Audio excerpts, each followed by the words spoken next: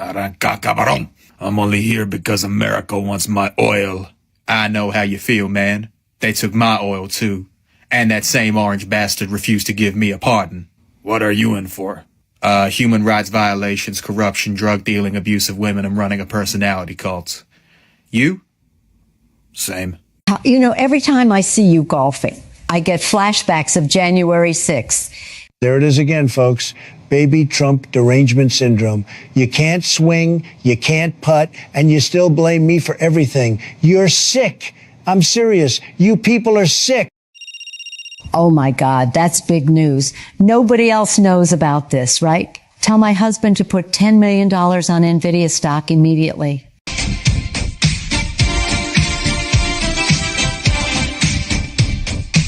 He might have been the first shoe to fall, but there's more coming.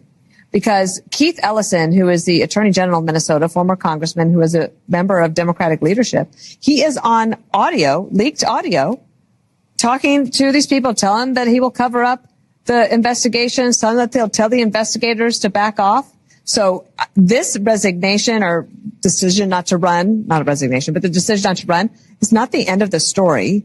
The fraud story doesn't end there. To me, it's really just beginning. And thankfully, there's a very good prosecutor in the state that is relentless. So hopefully they'll get it cleaned up.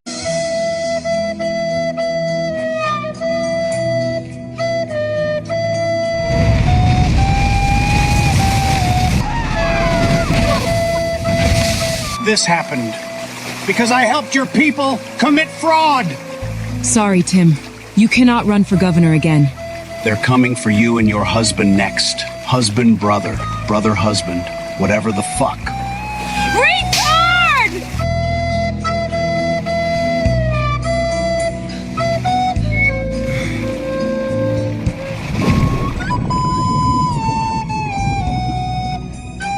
Look at me. I run the daycare center now. And who gave you permission? My boy Tampon Tim, a.k.a. the fraud father, gave us the green to open this here quality leering daycare. So we ran with it. The rest is history. You realize the sign? It spells learning, not leering. Well, this is the first thing the children learn.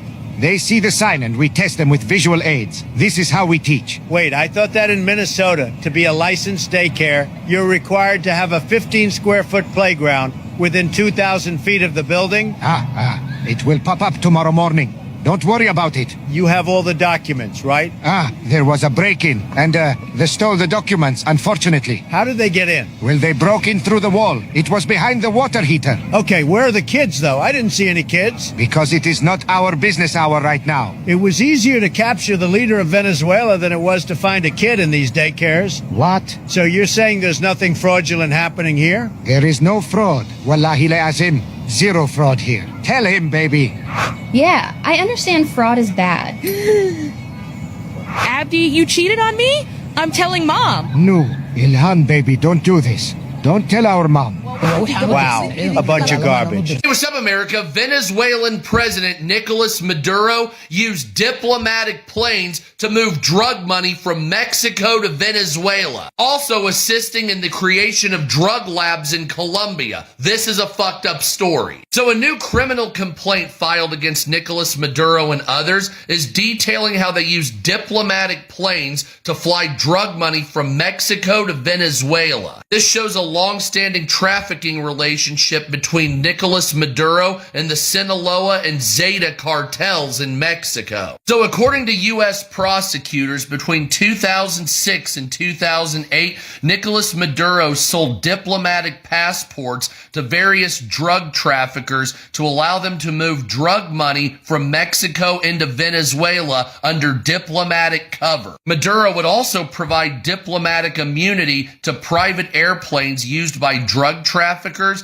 to be able to fly in between the two countries without scrutiny from law enforcement or the military. The planes never carried diplomatic materials or people, but were loaded with cartel cash. Federal prosecutors say Nicolas Maduro's wife and the top drug enforcement officer in Venezuela would split the money, approximately $100,000 per airplane load of cash. Now, Nicolas Maduro and his family coordinated shipments of 5 to 20 tons of blow. going from Venezuela to Mexico's Sinaloa and Zeta cartels. The Mexican cartels, also working with Maduro and Venezuelan cartels, also set up drug labs in Colombia. So a criminal indictment also states that Venezuela worked with Colombian cartels, Zeta cartels, and Sinaloa to move multiple ton shipments of blow through Venezuela into Mexican ports. Drugs were moved in shipping containers up to 20 tons at a time, and the drugs were protected by the Venezuelan top military generals. Federal prosecutors are also alleging that the leader of the Sinaloa cartel, El Chapo, financed several drug laboratories in Colombia, and that those created drugs were moved into Venezuela, where Venezuela protected them and shipped them to Mexico, which ultimately made the shit into the United States, killing our people. So the questions here are, did the Colombian president know about this, and was Colombia's president involved? And this goes back to George W. Bush and before. So how much did multiple Mexican presidents know and gain off this? I'm going to have to say it looks like the cartels in Mexico, Colombia, and also Venezuela need to be put on notice, because all three nations seem to be working in a trifecta to bring drugs into the United States, which got a lot of money for them and killed a great deal of our citizens. It has been the formal position of the U.S. government since the beginning of this administration, frankly, going back into the previous Trump administration, that Greenland should be part of the United States. The president has been very clear about that. That is the formal position of the U.S. government. Right, but can you say that military action against Greenland is off the table? It wouldn't be military action against Greenland. The Greenland has a population of 30,000 people, Jake. The real question is, by what right does Denmark assert control over Greenland? What is the basis of their territorial claim? What is their basis of having Greenland as a colony of Denmark? The United States is the power of NATO.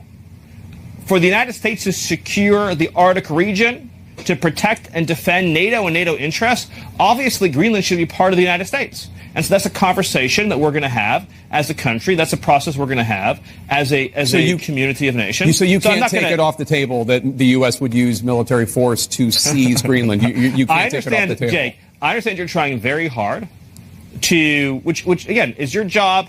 I respect it. It's great to get exactly the headline, right? That catchy headline. I'm trying to get an answer to the question. That says Miller refuses to rule out the United States should have Greenland as part of the United States. There's no need to even think or talk about this in the context that you're asking of a military operation. Nobody's going to fight the United States militarily over the future of Greenland. One last question, doesn't Stephen. make any sense. That is Pam Bondi. Madam Attorney General, great to have you. Let's talk about something called Article 2. Let's talk a little bit about the law, the charges, and let's go through those people, those critics that don't like the fact that Donald Trump did this and say he did not have the authority or he needed to go to Congress. You say what? Sean, this was well within the president's Article 2 powers. It was a law enforcement function to arrest indicted individuals in Venezuela. Our military pulled off a flawless execution of that. It was amazing. And, Sean, America and the Western Hemisphere is safer tonight. For everybody, because I buck stops with me. I'm accountable for this. And because of that accountability, I'm not running for office again. But I have a year to continue to improve on a record that I think will stand up against anybody's, a record that has made Minnesota better, a record that makes people want to come here, and a record that has respected not only the dignity of people, but the idea of rule of law and camaraderie. So the one thing that I hate is anytime I get drug into being next to Donald Trump, God help me, I don't want to be judged against that guy. Judge me against an average Minnesotan going out to do their job every day and being decent to their neighbors. So thank you all, and we'll be back. Thanks, folks.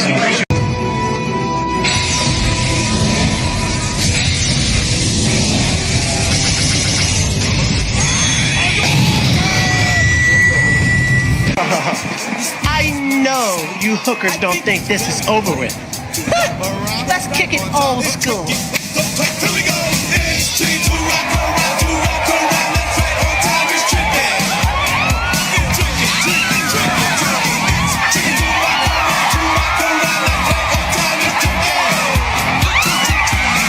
Come on, that noticed all these undercover liberals that snuck into the Republican Party and now they're starting to crash out and show their true colors? Let's talk about it. You're pretending to be one of us, but your impatience or your demands are straight out of a leftist playbook.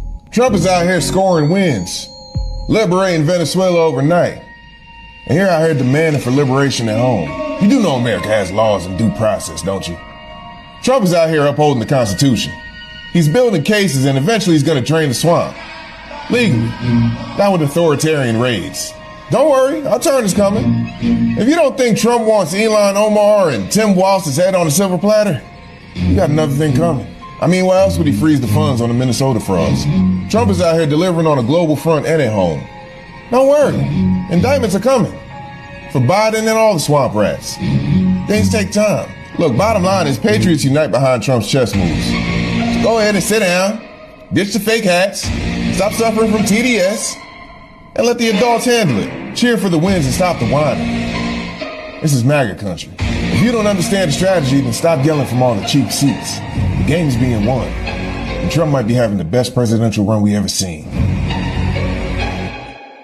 I've been an animal welfare advocate my whole life, and we have this unusual confluence right now at HHS where all the major agency heads, sub-agency heads, are all deeply committed to ending animal experimentation. And the badge of a really humane nation is the way that it takes care of its animals. USDA is 1/3 of this effort because we do regulate the puppy mills. The puppy mills is a very big problem in this country. Well, that changes under this administration, and we believe it to be historic. Yeah, we're forming a strike force, as you know, and we're going to have designated U.S. attorneys in every state to prosecute these cases. We're going to work hand in hand with people from Bobby's agency, from Brooks' agency, work together to stop animal cruelty. And, you know, when you hear dog fighting, they torture these dogs, they electrocute these beautiful animals, and no longer.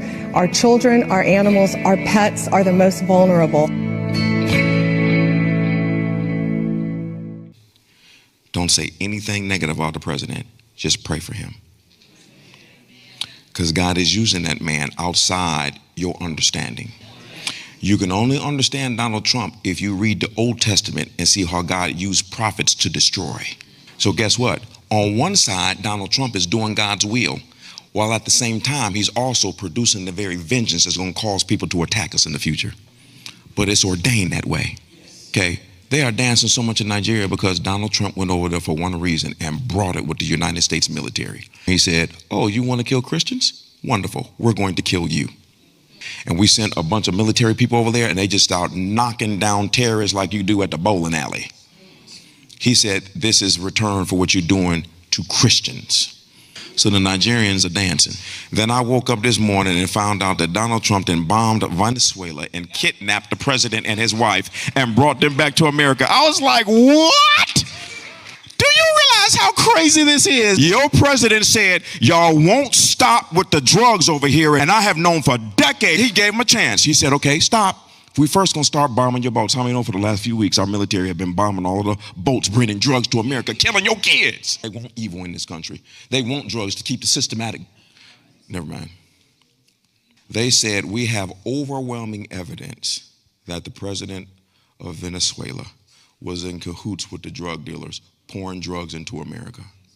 That is not something that you do is you break into another country, bomb the man's home, and you take the president and his wife of Venezuela and then put them on a helicopter and bring them back to Brooklyn. This is crazy. But guess who's rejoicing? Y'all want to know who is rejoicing? The Venezuelans. So that should tell you something. Why is it every time, all the people talk about this man, but every time he does something, the people rejoice. And so you're making decisions based on emotions of what you think. You're not making decisions based on how God uses men. When you see how God is using this man, he fits so easily into scripture when God gets ready to judge evil. And the men that he always uses to judge evil are always crazy. همین الان در این چند روز گذشته من از نزدیک تظاهرات و راهپیمایی شما را دنبال کردم، به خصوص امروز در بازار تهران. علیرغم سرکوب نظام، ایستادگی شما ستودنی است و قطعا توجه کردید که ازدحام جمعیت باعث این میشه که نیروها پس بروند و امکان ریزش رو به سمت شما بیشتر میکنند.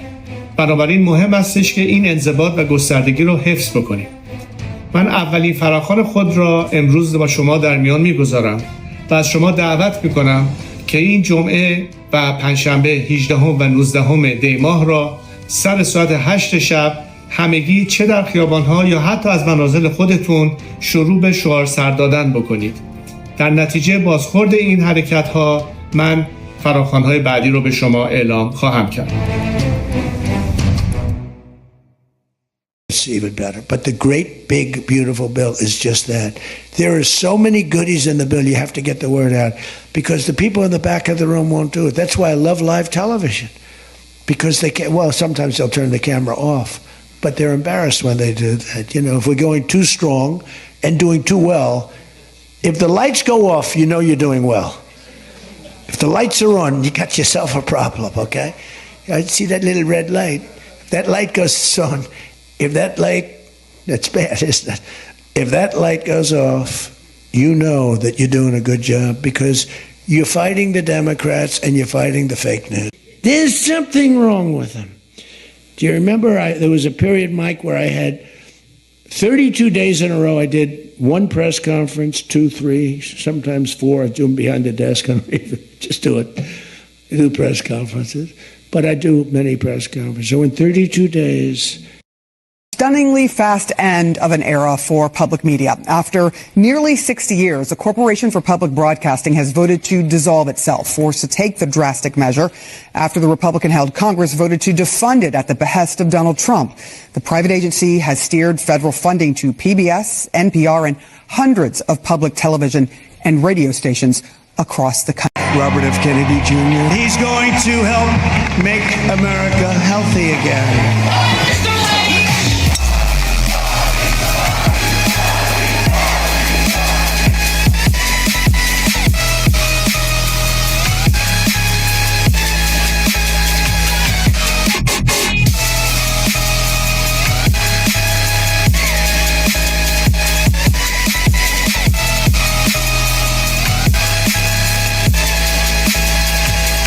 If you take it, we take every single base of the Americans from Aviano to Ramstein, from Romania to all the other military bases will be confiscated and you will lose it.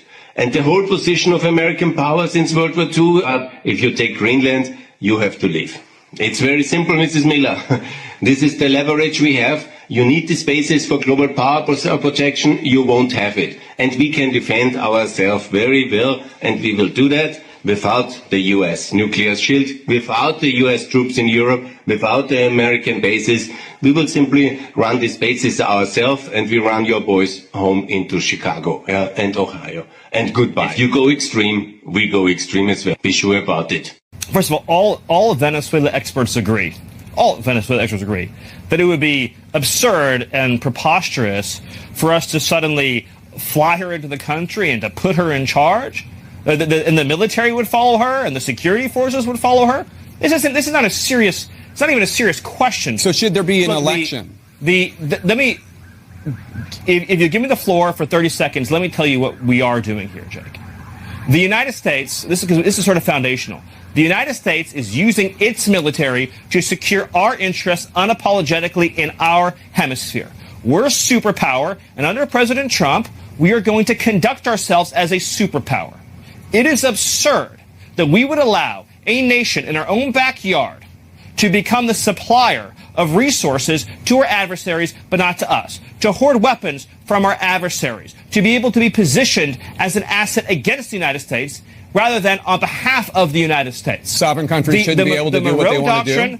The Monroe Doctrine and the Trump Doctrine is all about securing the national interests of America. For years, we sent our soldiers to die in deserts in the Middle East to try to build them parliaments, to try to build them democracies, to try to give them more oil, to try to give them more resources.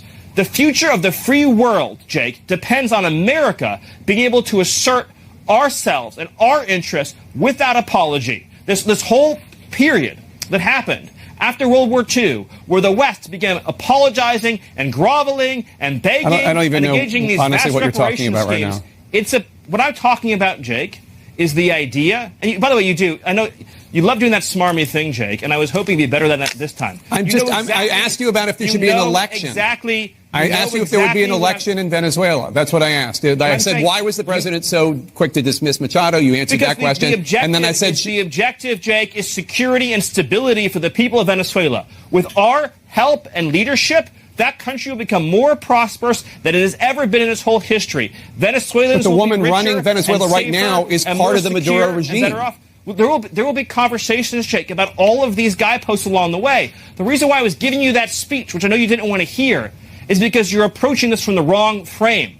This neoliberal frame that the United States' job is to go around the world and demanding immediate elections to be held everywhere, immediately, all the time, right away. To create these vacuums. That's not what I think, but you invaded the country. We went into the country and we seized the leader of Venezuela. Damn straight we did. And I'm saying, we're not going to let. So is the U.S. going to have new elections? Jake, is that we're not going to let Tim Pot communist dictators send rapists into our country, send drugs into our country, send weapons into our country. Okay. And we're not going to let a country fall into the hands of our adversaries. The future of Venezuela, working with America, is going to be so bright and so incredible and so positive, and we'll have a conversation about everything that you raised. But the priority right now, as the president has been made clear, is a judicious, thoughtful, careful transition process to secure a great future for Venezuela and to secure a great future for America. All right. Let's just take a moment and just acknowledge, Jake, that what we've witnessed under President Trump's leadership this last week is one of the greatest foreign policy and military victories this country has ever had. Guys, I like the direction you're going in, but I think we need to channel this energy into something more constructive. Like what? How about a cool training montage?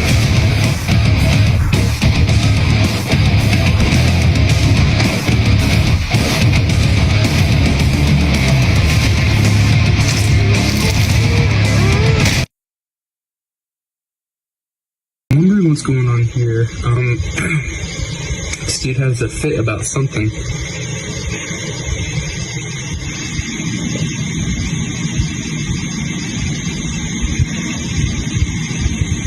And then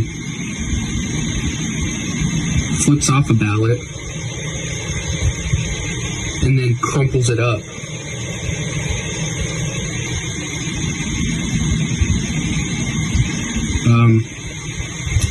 That's not voter fraud. I don't know what is. What have you seen? I've seen ballots that don't belong to anybody. They don't show up in the voter registration. There's no name attached to them. And what are they doing with those ballots?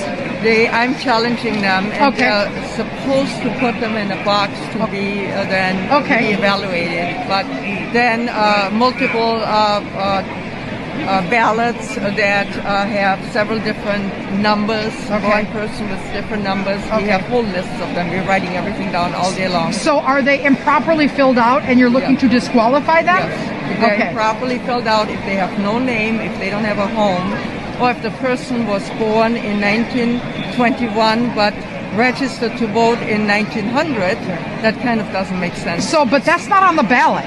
When you vote, your ballot is just the balls and what you have on there. What are you seeing? Are you seeing people's registration forms? Yes, we are. So on the tables, you have the ballot, and then you are able to see next to them on a computer screen. On a computer screen, whose ballot that is. Sometimes the ballot itself has no name, but the ballot is filled out. Okay. And then if we go into the registration file, we find the person that has been was born in 1921, and it's just there's a lot that's not right. What's wrong with being born in 1921? But registering to vote in 1900, 21 years before you're born.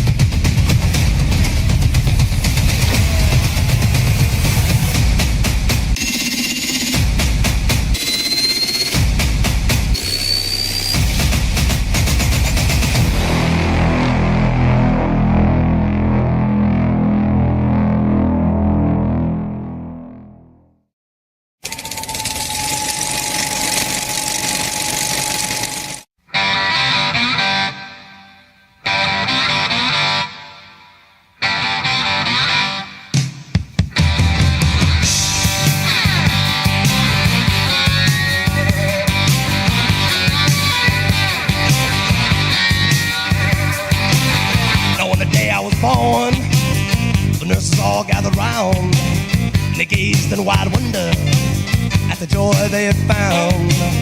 The head nurse spoke up, said, leave this one alone. She could tell right away that I was bad to the bone, bad to the bone, bad to the bone, bad, bad, bad to the bone. I broke 1,000 hearts before I met you. I'll break 1,000 more, baby, before I am through. I wanna be yours, pretty baby, yours and yours alone. I'm here to tell you, honey, that I'm bad to the bone, bad to the bone, bad, bad, bad to the bone.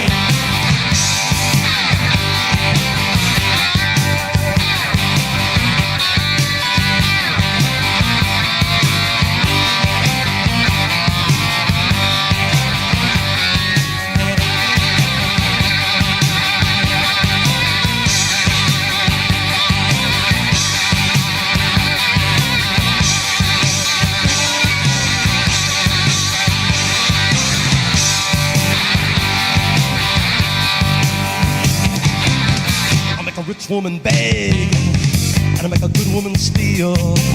I make an old woman blush, and I make a young girl squeal. I wanna be yours, pretty baby, yours and yours alone. I'm here to tell you, honey, that I'm bad to the bone,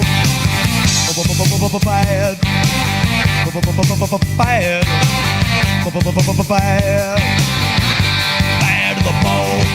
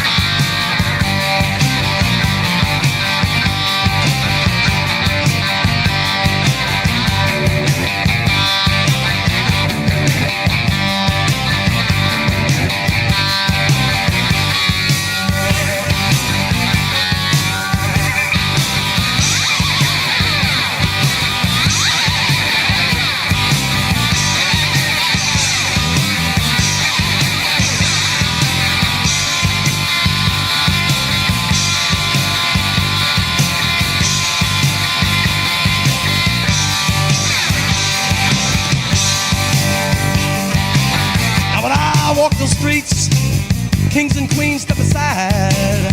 Every woman I meet, they all stay satisfied. I wanna tell you, pretty baby, what I see I make my own. And I'm here to tell you, honey, that I'm bad to the bone, bad to the bone, bad, bad, bad, bad to the bone.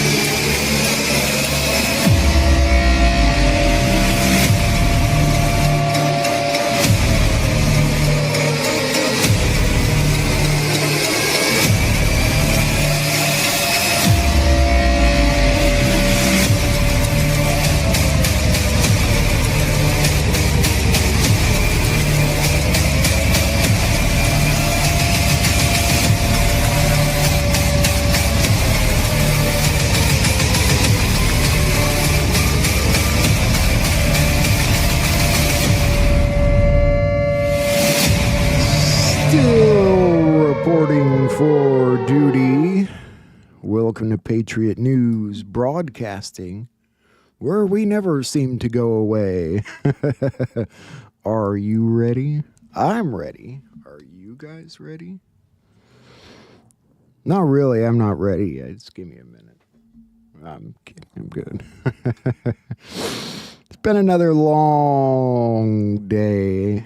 Another long one. But you know, I want to make something clear. Despite my occasional bad days, the problems that I would deal with on a daily basis, the same kind of problems you all are dealing with. Number one, which is one good way that I try not to sweat things too much. But more importantly, it's not President Trump's fault. The stuff we're going through right now, it'd be worse if he wasn't here. He's done a lot of things, and I know he's trying to make things better, and I don't want you guys to get the wrong idea, because it's not, I don't have any anxiety about that. I know some people have the sort of anxiety about whether they can trust him or not, whether it's some New World Order scam or not. I don't really feel that. I feel pretty confident about everything I've watched thus far. And it's been a lot.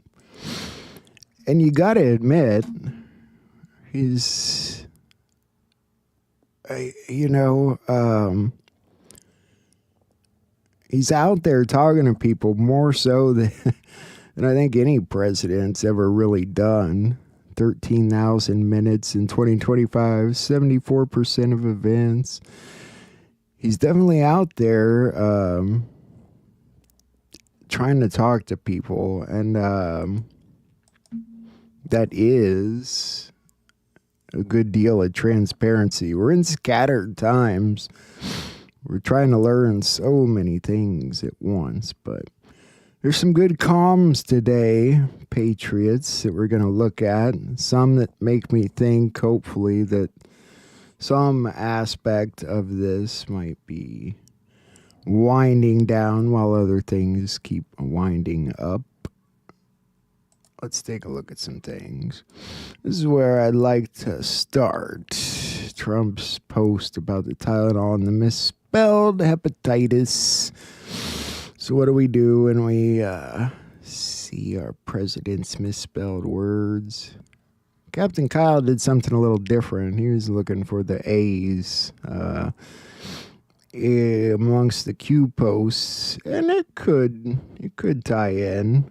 I have a different view of it because of one of Dan Scavino's posts. Let me show you what I'm looking at here. This is just where we're going to start today. I'm looking at Gematria results, and I'm seeing evergreen. This makes me think he's specifically trying to point out what's going to be coming with Hillary Clinton. Hey, there's Illinois. Maybe Illinois is on the lineup too. Bank of America, Michelle Obama, Judgment. Either way, I'm paying attention to evergreen because, well, let me show you. Because Dan Scavino posted a video with the timestamp 9:30. POTUS recent tweet relevant here. European Union. Enough is enough. She was warned. This is the video he posted.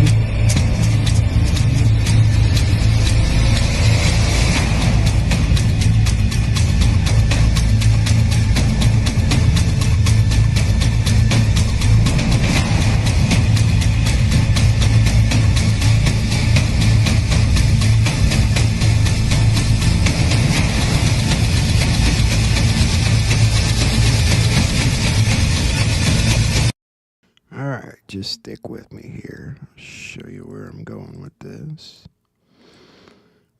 After that video, Elon Musk changed his picture to a rocket.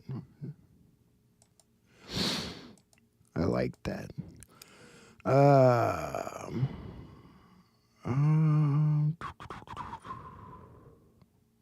What am I missing? I'm missing something here.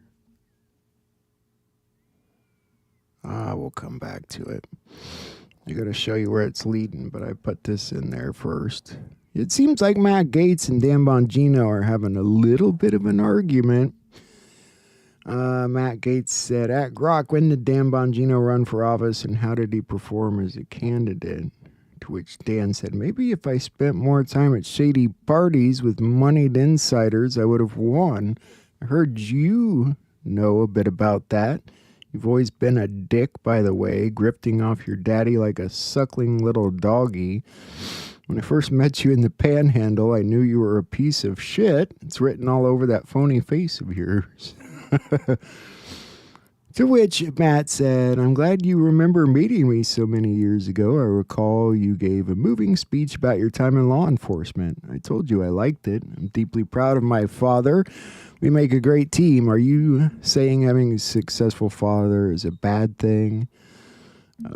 That's right, doggy. Backpedal away. Good move. Now go blame the Jews for your dumbass tweet. Who you falling? Which side of the aisle you guys falling on here? Maybe they're both dickheads. I don't. I'm not sure. Clearly, Dan Bongino's taking the filter off now that he's off the job. I guess he doesn't have to worry about getting fired. So, goes to say maybe he knows some things about Matt Gaetz. Maybe Matt Gaetz knows some things about Dan. I don't know. Pretty wild. Dan Bongino announced he's declaring war on the black pillars and grifters he claims are trying to hijack MAGA. That's his new mission. So we'll see how that goes. Okay. Maybe this is what ties back into where I was going with this stuff. President Trump at the Trump Kennedy Senator speaking House Republicans dropping comms. 32 days. Maybe it's about that 32 post. I'm more interested in the 32 days part because that leads right up to the Super Bowl, which is what the AI said would be a potential EBS date. It makes me wonder if we're not getting a lot of good comms about all that. SG tells you on this patent of a hurricane machine, method for controlling hurricanes. When you're willing to see between the lines, the full picture will come into focus. It really does take being able to do that for any of it to come into focus, if that's what you want to call it. Here's Hillary posting about January 6th. Let me show you what she said. 5 years ago today, Donald Trump urged his supporters to attack Congress and the Capitol over a proven lie where 140 police officers were injured. Bullshit. Then Trump pardoned the attackers. He betrayed his oath and his country, and we won't ever forget. And we won't forget about your court date coming up in about a week either, Hillary. I think you're going to have to break a leg to get out of that one. So, we can talk about the real stuff about January 6th. The Trump team posted some stuff in the White House. And Brandon Straka here put this up. Last year, I voluntarily took a polygraph on camera about the J6 accusation against me, including the media lie that I gave evidence on others for a plea deal. I committed no crime. I never entered the Capitol. I didn't participate in the riot. I wasn't even on the same side of the building where it occurred. But the Biden DOJ targeted me to extract info on Trump, there was none, and to smear my name and reputation and portray me as untrustworthy to try to destroy my movement. A lot of people marched today on behalf of the J6 rioters. The Trump White House posts, thousands of Americans paid the price for failures they did not create. President Trump delivered pardons, Pelosi admitted responsibility, and the media lied. And so I think that's up on the Trump White House page that you can look at if you want to read deeper into the truth of January 6th. I'll show you more about them marching, but here's an interesting thing I remember. See, I remember Ashley Babbitt getting shot. Didn't know the guy that shot her runs one of these unaccredited daycare centers, this one in Maryland, at his home. Pocketed $190 million in HHS funds. What kind of daycares are these guys running? You know, I mean, I remember people... You know, I remember a woman down the road from me that ran a daycare out of her house. I mean, she had some toys. She watched Oprah. The kids played. There was no millions of dollars. When does daycare start costing millions and millions and millions of dollars? I'm trying to understand that. You let kids tumble around and watch Barney or whatever's on TV these days and play some games with them. Doesn't cost you millions of dollars. But I guess the government's willing to give that away if you've got a daycare. What? Maybe not anymore. Anyway, that guy, it'll come back around. No worries. Somebody posted this. This is a Delta from today. The board owner. Did they get you? Board compromise? They called it the flip. The flip. I don't know. We'll look at it. We got to look at the Deltas. And I want to look at yesterday's too because we missed some.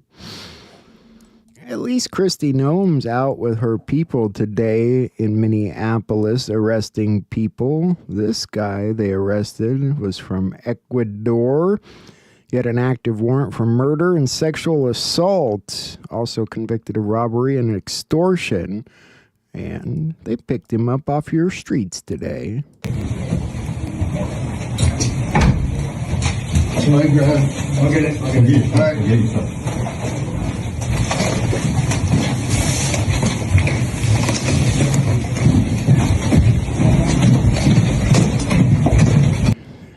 What flipped? I think a lot flipped. I'll tell you what, Tucker Carlson, he's been saying some negative things about the Maduro stuff, and I think he crossed the wrong line. People are pretty fed up with him. They're pretty pissed about it, I think. He's just trying to say, well, like, yeah, you know, maybe we needed to do it, but should we have really gone into another country? And starting to really dislike Tucker Carlson. And I thought I really liked Tucker Carlson. Here's a flip for you. Mike Johnson. Uh-oh. General Flynn says he knows why we're not getting accountability for the Minnesota daycare fraud. He's looked into Mike Johnson, and he's getting daycare and healthcare clinic money funneled through PACs. Interesting. Saying we're getting robbed blind. Let's hear it.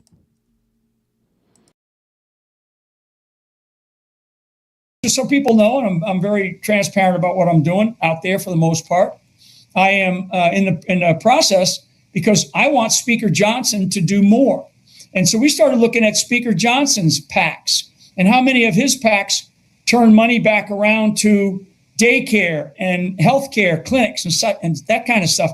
It's incredible the amounts of money. And that's one person, but he happens to be the Speaker of the House. So this is not a partisan thing for me. Just so people know, and I'm very transparent about.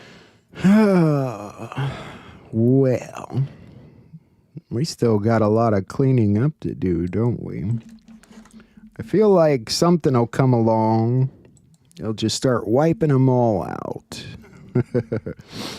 Either way, I do feel like we're on the verge of the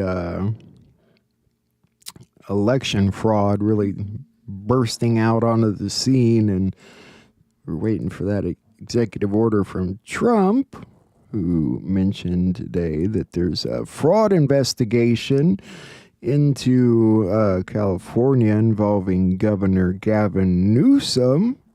So that's also usually good news. Just keep lining them up. You can have all of them. Hope they get Illinois while they're at it, Mr. Clean.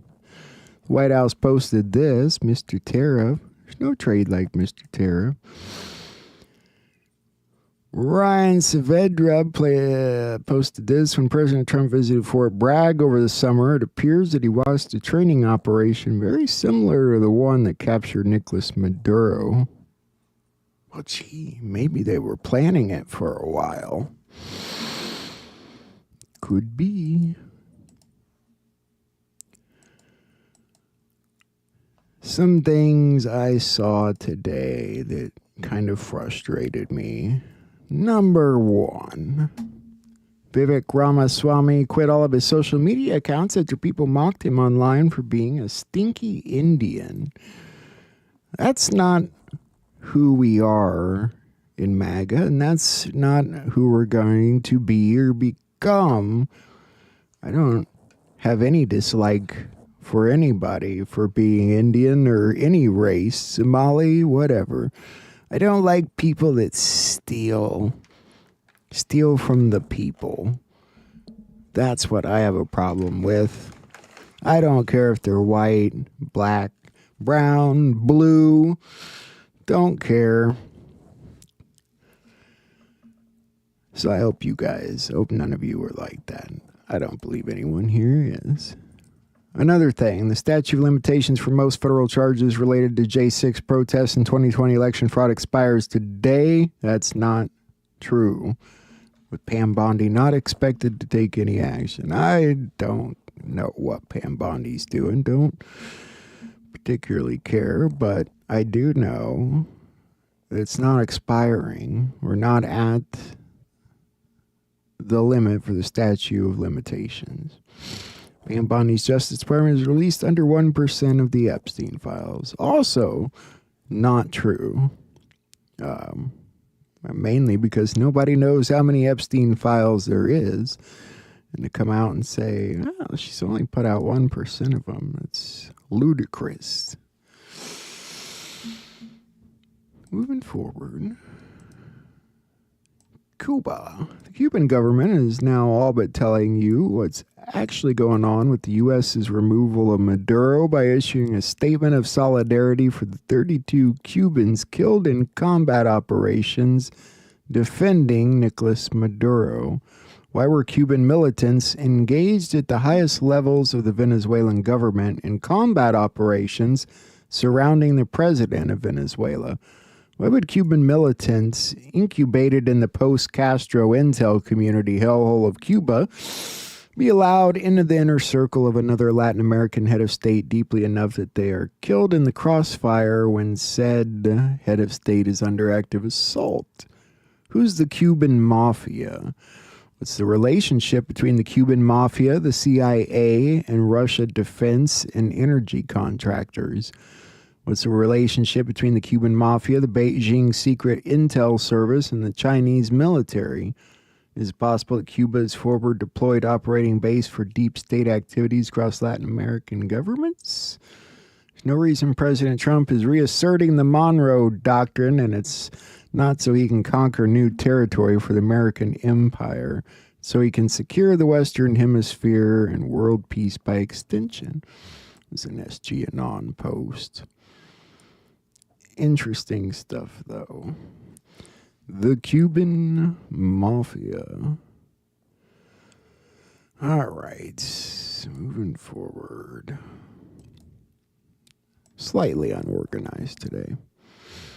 Reports Israeli security forces are preparing to escalate an ongoing pressure campaign in the area of the West Bank. They've kind of been mumblings and mutterings about that for weeks now, so I don't know. They're not supposed to be, so the Seventh Circuit has ruled that the Satanic Temple does not have standing to challenge Indiana's ban on abortion under the First Amendment. Not the only state talking about abortion today. Wyoming. Abortion will remain legal in Wyoming after the state Supreme Court overturned several laws, including the nation's first ban on abortion pills. Abortion will remain legal in Wyoming after the state's Supreme Court ruled Tuesday that Wyoming's abortion bans are unconstitutional. I'm Maggie Mullen, WildFiles state government and politics reporter. In a 4-1 decision, the High Court agreed that the bans conflict with a 2012 amendment to the Wyoming Constitution that protects an individual's right to make their own healthcare decisions. You can read more about the ruling at wildfile.com. And because this is a breaking news story, we'll have more insights and analysis as the day goes on. So be sure to check back at wildfile.com. I would have hoped that that battle was done and over and won, but it's not that easy. We're going to be dealing with some of these things for a while, like abortion. I hope we get past it at a point. Looking at some of our stories, Japan had another earthquake. Not sure if I'd call a 6.5 a big one for Japan or not, but problematic.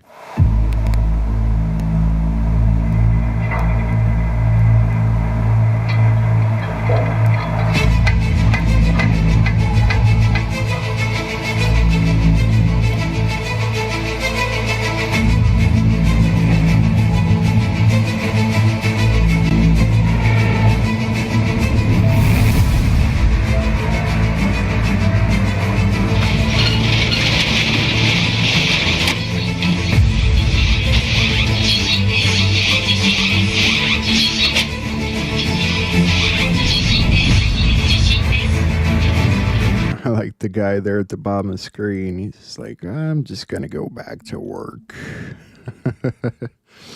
Just gonna keep working. There's reports of shots fired around the Venezuelan presidential palace after, of course, Maduro is gone. Take a look at this story.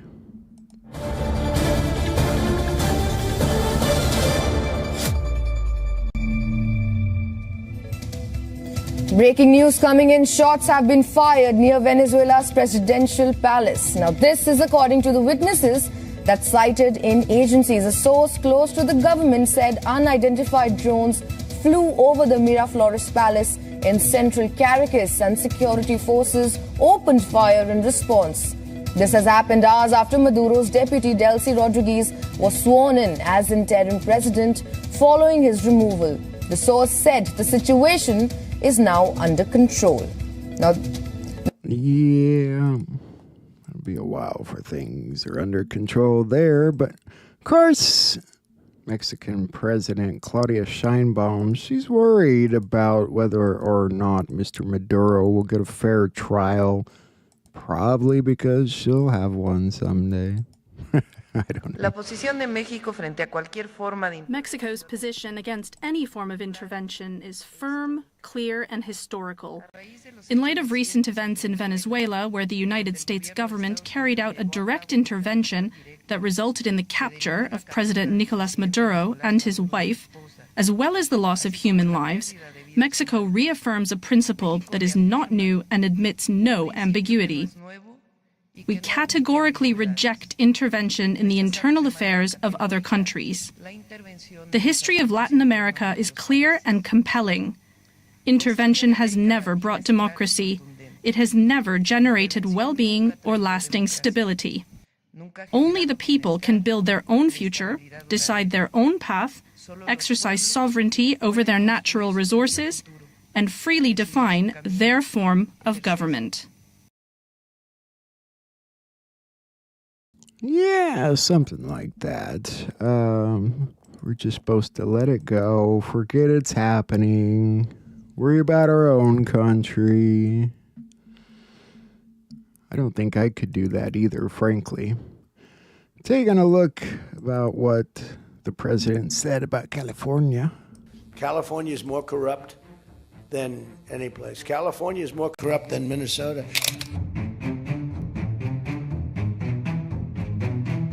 U.S. President Donald Trump has announced that an investigation to check frauds into California has begun. Trump made the claim first in a Truth Social post and later repeated it during a GOP retreat address and accused California of being more corrupt than Minnesota's recent fraud scandal. In the post, Trump targeted Democratic Governor Gavin Newsom using a derogatory nickname and sharp political language.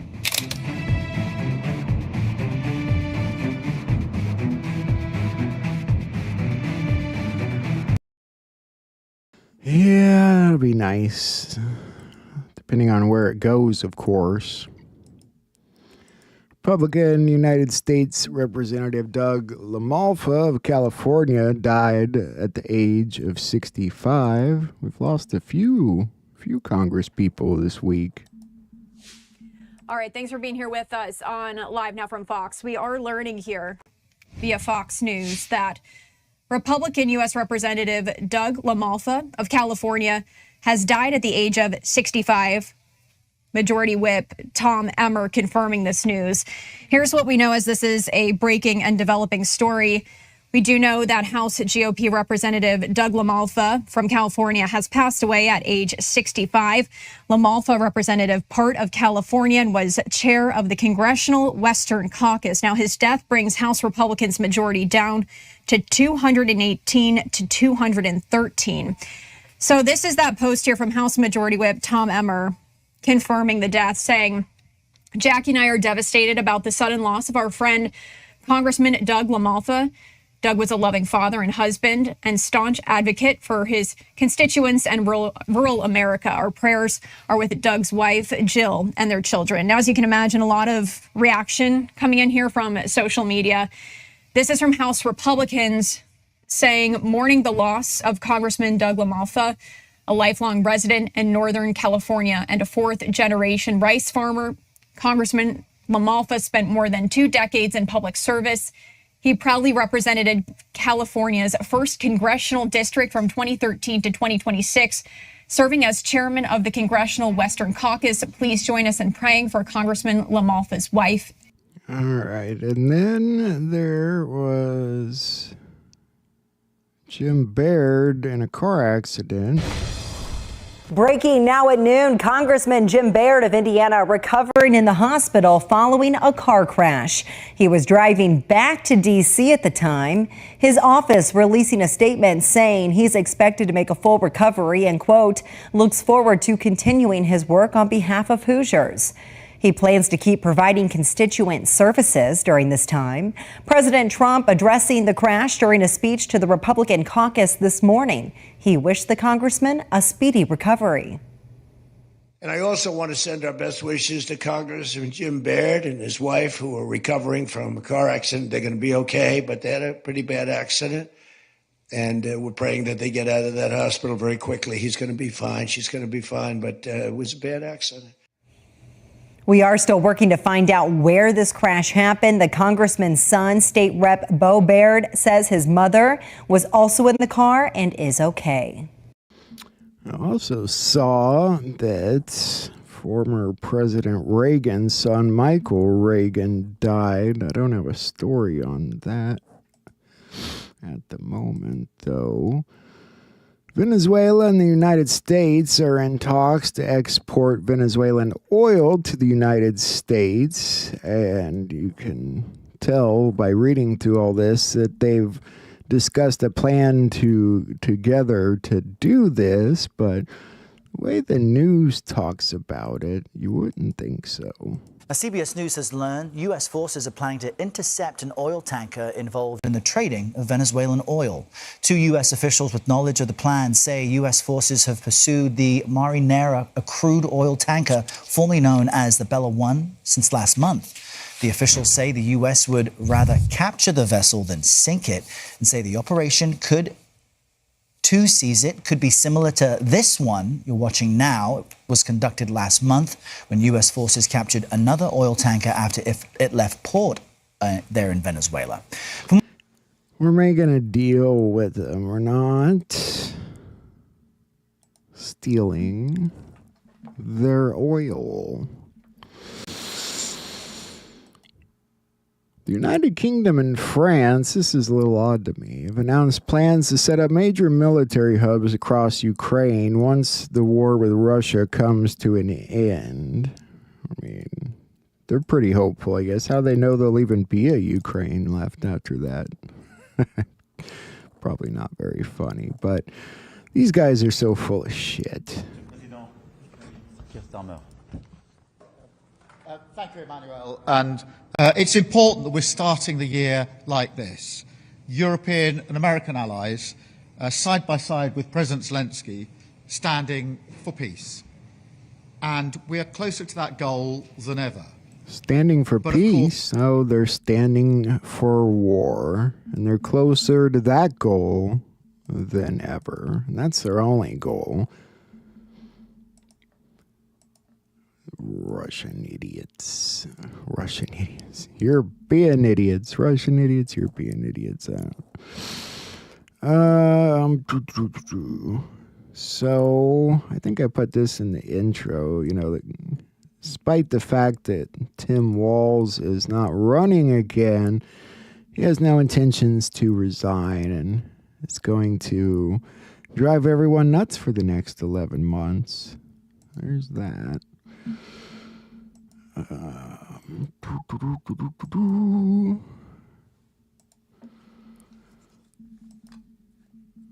did want to show you, like I said, about the J6 defendants marching. Marks 5 years since the January 6th insurrection at the U.S. Capitol. Some January 6th defendants say they plan to mark the anniversary with what they are calling a memorial march. Former Proud Boys leader Enrique Tarrio says the event is meant to honor Ashley Babbitt and 4 others who died as a result of the riot. Meanwhile, Democrats will hold a hearing focusing on the Capitol police officers who were injured that day and who are still dealing with the lasting impacts some 5 years later. Yeah, and the events of January 6th are seared in the minds of those who lived through it. Right after this newscast, streaming on WUSA 9+, you can watch our award-winning special, Democracy Divided. It documents moment by moment how congressional staffers and police officers survived that day through their own firsthand accounts. Our in-depth report includes videos from police body-worn cameras and the rioters themselves. Democracy Divided, streaming at 11:35 or anytime you can watch on WUSA 9+.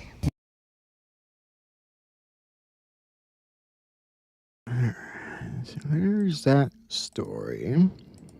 And then the one about the Brown University shooting, court, whatever. He talked about he's planning it for a very long time. Significant news in the Brown University shooting, and it alludes to the government's mindset. Turns out the shooter explained himself in videos made after the violence, and now the government is releasing at least the transcripts. This is a first-person narrative for the first time on what fueled the anger in Providence and Brookline outside Boston. Hello again, everybody. I'm Gene Valicente. Good evening. I'm Patrice Wood. In the videos recorded in Portuguese, Claudio Neves Valente does not give a motive, but he touches on his mindset, his run-in with the homeless man John, who eventually helped the police, and his recollection of the shooting. NBC 10's Leanna Falk is here with the breaking details. Leanna. You know, I think we're really starting to pick things apart a little too much. It sounds like Russia gave their reaction to everything going on with Maduro. Not much to that, but we'll look real quick. Russia's foreign ministry is condemning the U.S. capture of Nicolas Maduro and his wife and is calling for their release from U.S. custody. The longtime ally of Venezuela is now calling for the conflict to be resolved through diplomacy. Let's discuss this with Nina Khrushcheva. She's a professor of international affairs at the New School and is the great-granddaughter of former Soviet leader Nikita. She kind of looks like the woman that broke into J.D. Vance's house. And last news story, but not least, the Hilton hotels. Hilton has dropped the Minnesota hotel that canceled the reservations. A Minnesota hotel is apologizing after canceling immigration agents' reservations. Homeland Security posted these screenshots on X of an email from the Hampton Inn Lakeville, saying, quote, "We have found information about immigration work connected with your name and will be canceling your upcoming reservation. This one says we are not allowing any ICE or immigration agents to stay at our property." So this hotel is under the Hilton brand, but Everpeak Hospitality is the hotel operators. They released a statement saying that the cancellation was inconsistent with their policy and that they apologized. But then a conservative influencer walks into the lobby pretending to be a DHS employee and asks for a room. The hotel, they still refuse despite him reading back Everpeak's apology statement. Hilton said today that it is now dropping that hotel from its systems.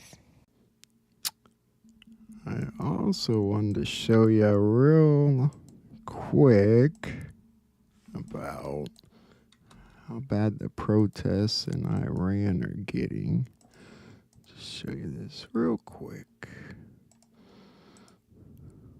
Oh, you're gonna make me sign in. You butt monkeys. All right, it's not that important. People are dying. It's, nothing big. Kidding. All right. Where are we at? We're gonna look at the Q post for a second. And like always after that, we'll turn to our expert interviews, for which there are some good ones to look at. Bring this up real quick.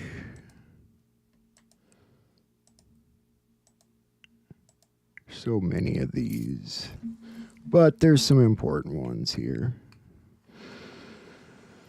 Why, for decades, has the United Nations encouraged donor countries to contribute 0.7% of their gross domestic product on foreign aid? The corruption infiltration at the top worldwide is spread like cancer. Why did Democrats always push and force Republicans to include spending bills for approval, billions of dollars for foreign aid? Who audits where the money actually goes? How do politicians become extremely wealthy while in office on a government salary? How do XYZ organizations remain funded? Why do Democrats only care about the control and power of the purse? Power equals protection, the wheel of corruption. Welcome to the con. How do you outmaneuver the obstructionists? How do you expose the obstructionists for what they really are? Enemy of the people. They're only now figuring it out. Here's the watch. What if this was always planned? Justice K. What does that mean? Oh, Justice Kavanaugh, maybe? Timing is everything. Why deploy vested powers of the office of the president under verifiable matters of national security when you can instead unveil America's true enemy, the public awakening? Has a very good relationship with Maggie Haberman of Politico over the last year. We have had her tee up stories for us before and have never been disappointed. Well, we should have a larger conversation in the near future about a broader strategy for re-engaging the beat press that covers Hillary Clinton. For this, we think we can achieve our objective and do the most shaping by going to Maggie. Okay. Do you notice any similarities? Democrats attempt to turn the public against our police, ICE, and those who continually serve the public interest. Open borders with no immigration and customs officials to safeguard the people. The EU government attempt to turn the police against the people regarding yellow vest protests. People versus the police. Dems always attempt to sway public versus the police. A war against globalism. A war to retain sovereignty. Divide those who police and safeguard against the people they are sworn to protect. Chaos. Make the people fight themselves versus original targets. Fake news pushes racism, fascism, sexism, every other ism, etc., against those seeking to end globalism in favor of nationalism. It's designed to keep you submissive. Why do Democrats deploy and use racism as their go-to tactic when an argument or narrative cannot factually be substantiated? POTUS in the black community, pre-candidacy, post-candidacy. Reconcile. They want you divided, controlled, submissive sheep. Posse Comitatus Act. Complete blackout by the fake news media. Ask yourself why. Are they afraid of U.S. patriots engaging in the same tactics? The liberal left engage and form organizations such as Antifa to combat the silence any such deviation of the control narrative. Do the actions of those patriots abroad destroy the fake news narrative regarding majority agree with the policies of the liberal left? We will not go silent in the night. We will not go without a fight. Do you believe this movement and worldwide events are simply a coincidence? Divided you are weak, together you are strong.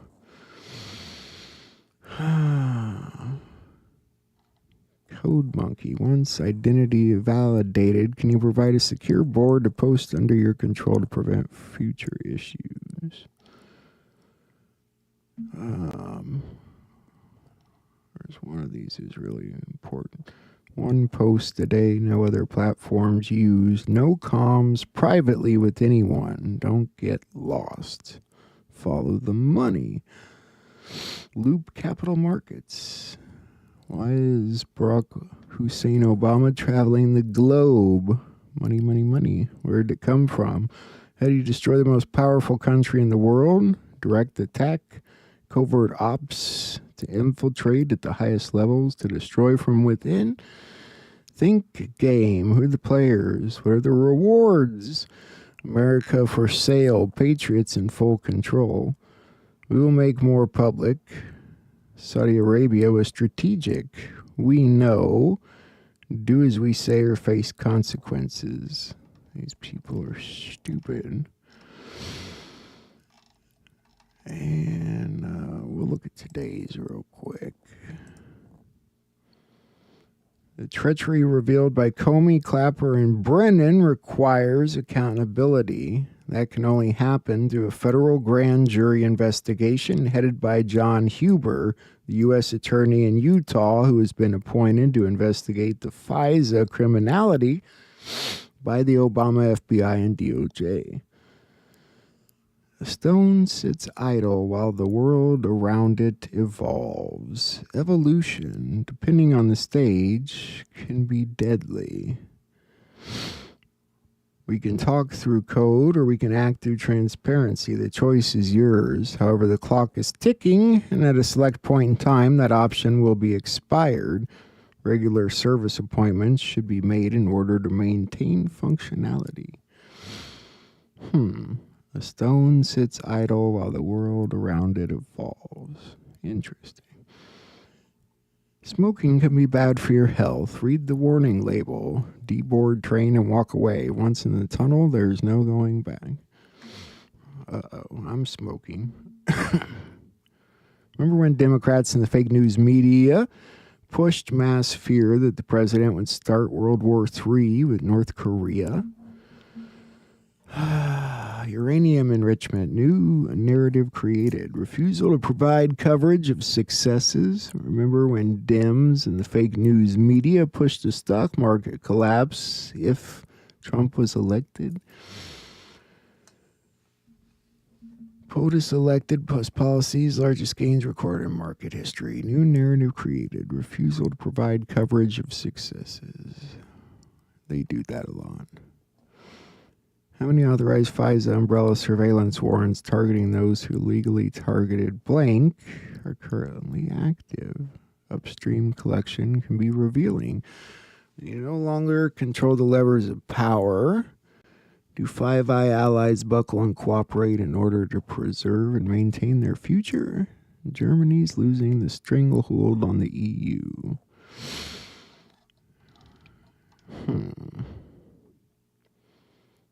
The Scaramucci model. Ruth Bader Ginsburg. Why was she selected? Who appointed her? Remember her history? Referring to the 230-page book called Sex Bias in the U.S. Code, published in 1977. Called for the sex integration of prisons and reformatories so that conditions of imprisonment, security, and housing could be equal. She explained if the grand design of such institutions is to prepare inmates for return to the community as persons equipped to benefit from and contribute to civil society, and perpetuation of single-sex institutions should be rejected. Called for sex integration of Boy Scouts and Girl Scouts because they perpetuate stereotyped sex roles. I see. Okay.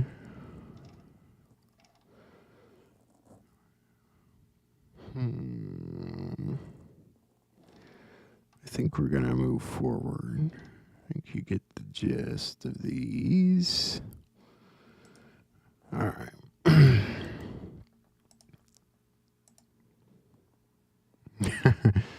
Yes, that's true, Steve. And lasagna does sound good. All right, let's see what we're going to take a look at tonight. Make sure I check everything over here. Got some good interviews to look at.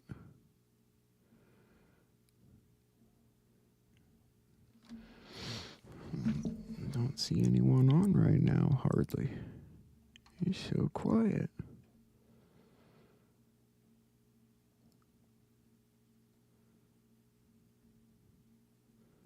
Wonder what this is. The real reason you're stiff after sitting. You can live a very long time without getting old. My wife just turned 74. Peeking at You're something not real going quick. to believe what this shampoo does to your hair. I don't know if it's worth watching or not.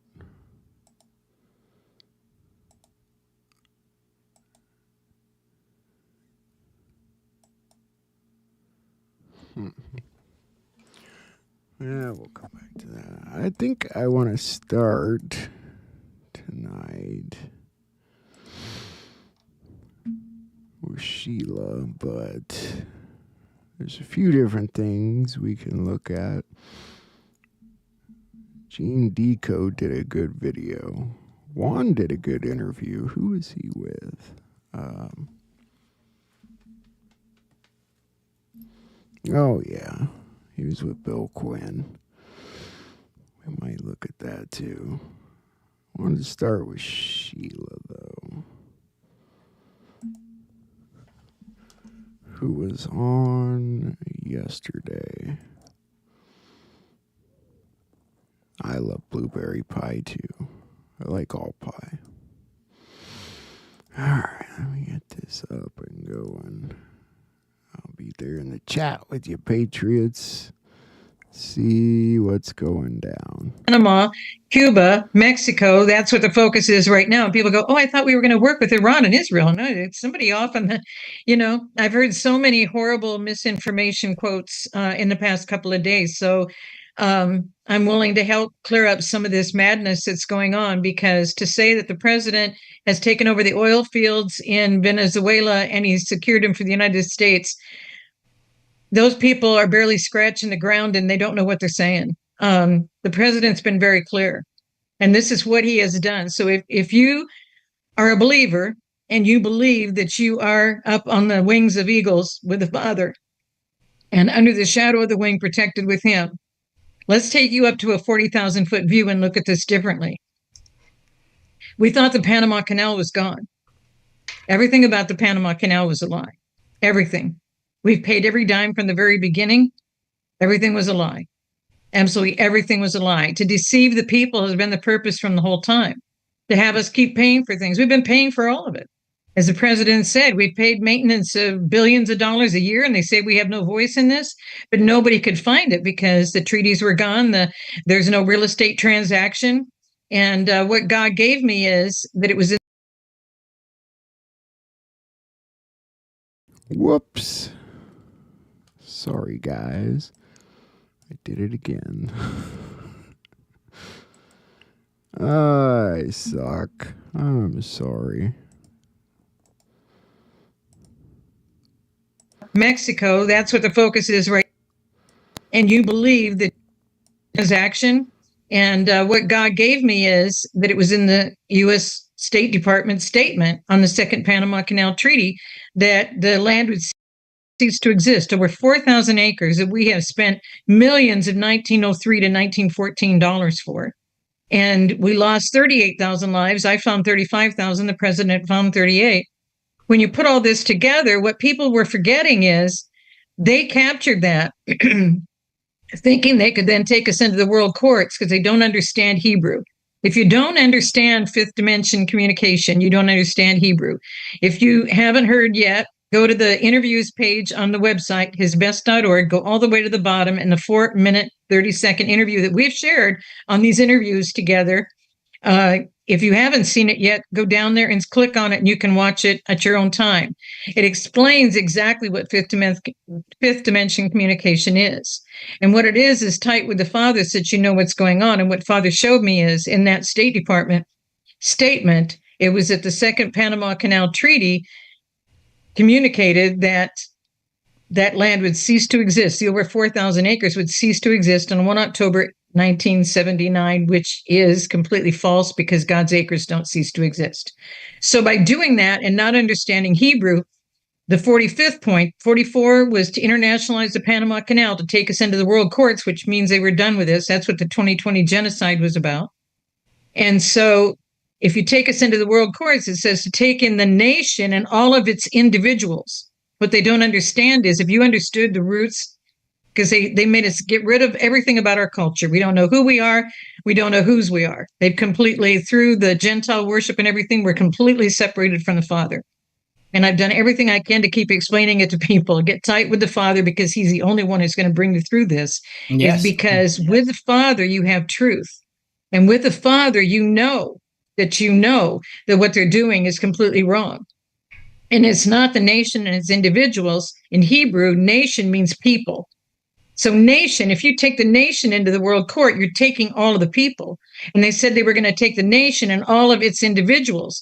So they were doing this to internationalize the Panama Canal, another lie, that they were not going to be responsible for anybody who wasn't in the 50 states. They were just going to take us. Just like when they took Judah and Benjamin out of the South and marched only the wealthy ones, the productive ones, on to Babylon.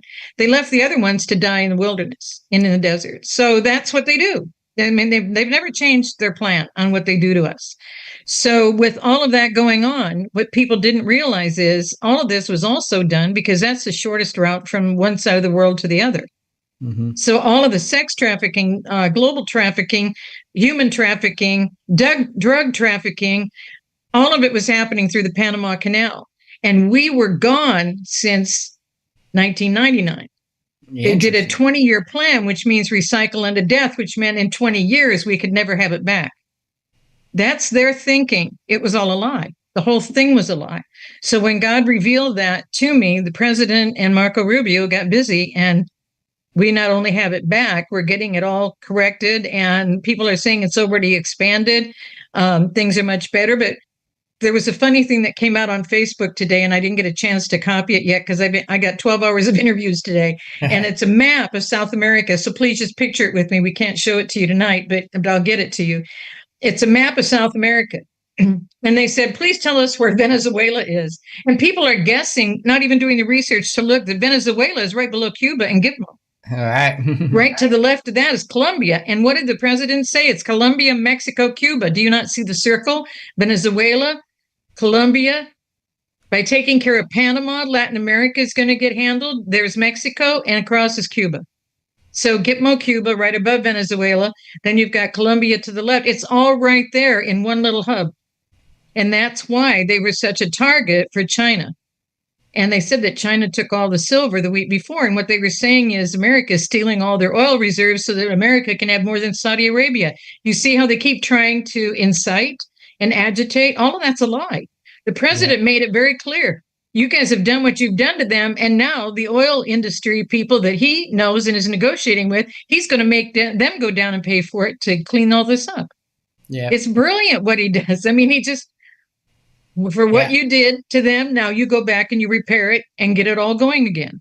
Yeah, because it wasn't America that we're doing peace. Now take the 40,000-foot view and you look down on these nations. Mm-hmm. Father wants peace amongst the people, and that would be stealing from the people. If you take all of their silver away, like they did a few days before this, if you end up taking all of their oil away. And the president made it very clear that he wants them to be back to being a prosperous nation. In 2000, they were one of the wealthiest, if not the wealthiest in the world. Right. And they can have that back. But this whole regime of Chavez and Maduro, and that's why people didn't understand. They go, what did it have to do with Chavez? And who is Chavez? And when was Chavez? Chavez was a previous leader. Yeah. These guys are in there for decades. And Chavez, his compound and his museum that he built to himself, at the opposite ends, and that's why they showed you the two explosions. There was one at the port and one over at Chavez area, and took all of that out because he built all of that honoring himself.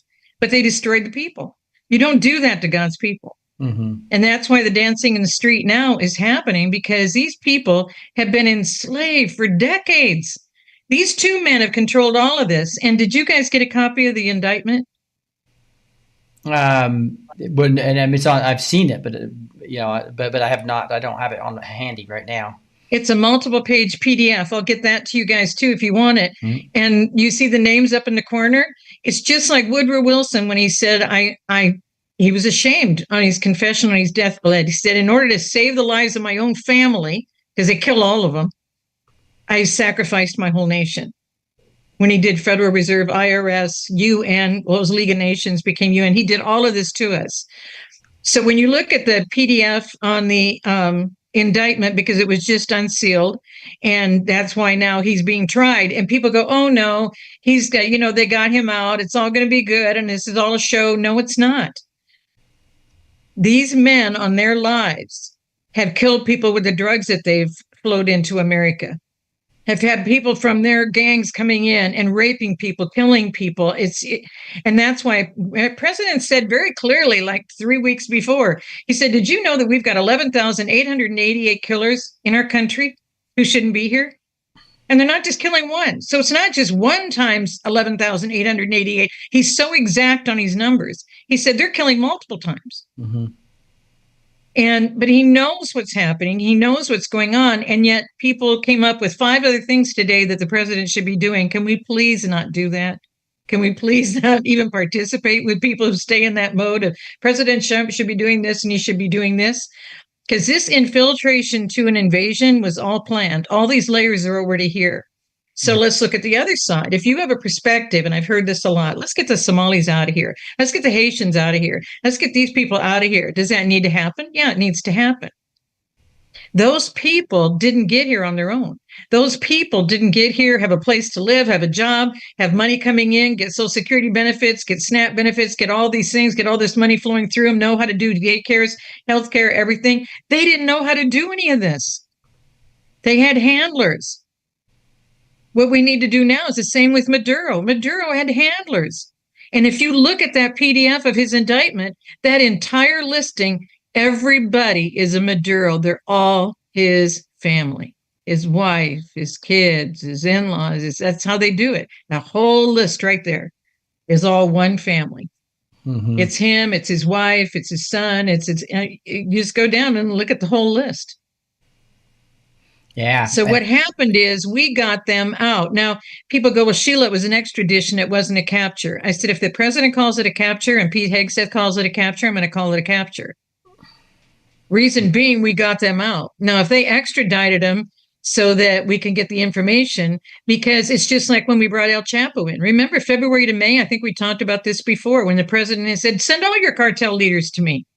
So they sent a whole bunch in February, and then they doubled that or tripled that in May. And then the El Chapo family, 17 members, isn't that interesting, came to San Diego to the FBI and turned themselves in. Why? Because they know that they were controlled by who? Our government. Our government has caused the flow of all of this happening to us as Americans using our money. So the Somalis, if you just deport them all, they're going to be gone, and they're not going to tell you who their handlers are. They're not going to tell you. There is a process to this. So since you and I are not the people handling the process, because I still have people saying, well, you know, President Trump probably could have cleaned all this up in his first term. I don't know why he waited to clean some of this up now. I hope you're starting to realize the layers to this are everywhere. The enemy domestically is everywhere. It was all done on purpose to us. And there is a plan to help handle all of it. So we have to do what we can do locally.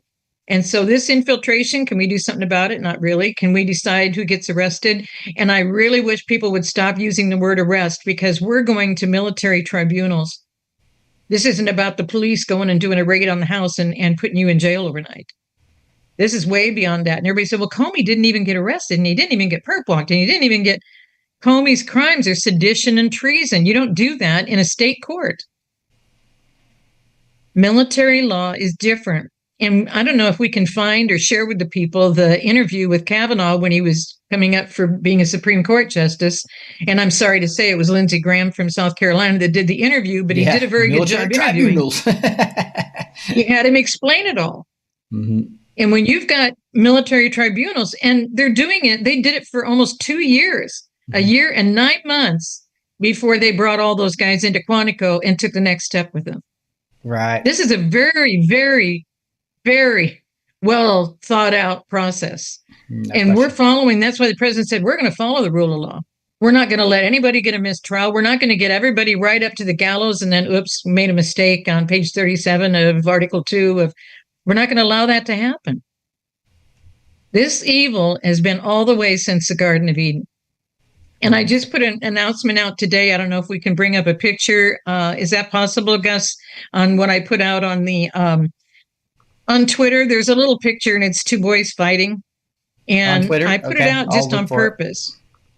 Because in essence, I put it out for two reasons today on two different announcements, because it speaks to where we are. Because it's so easy to forget that Sodom and Gomorrah happened in the night.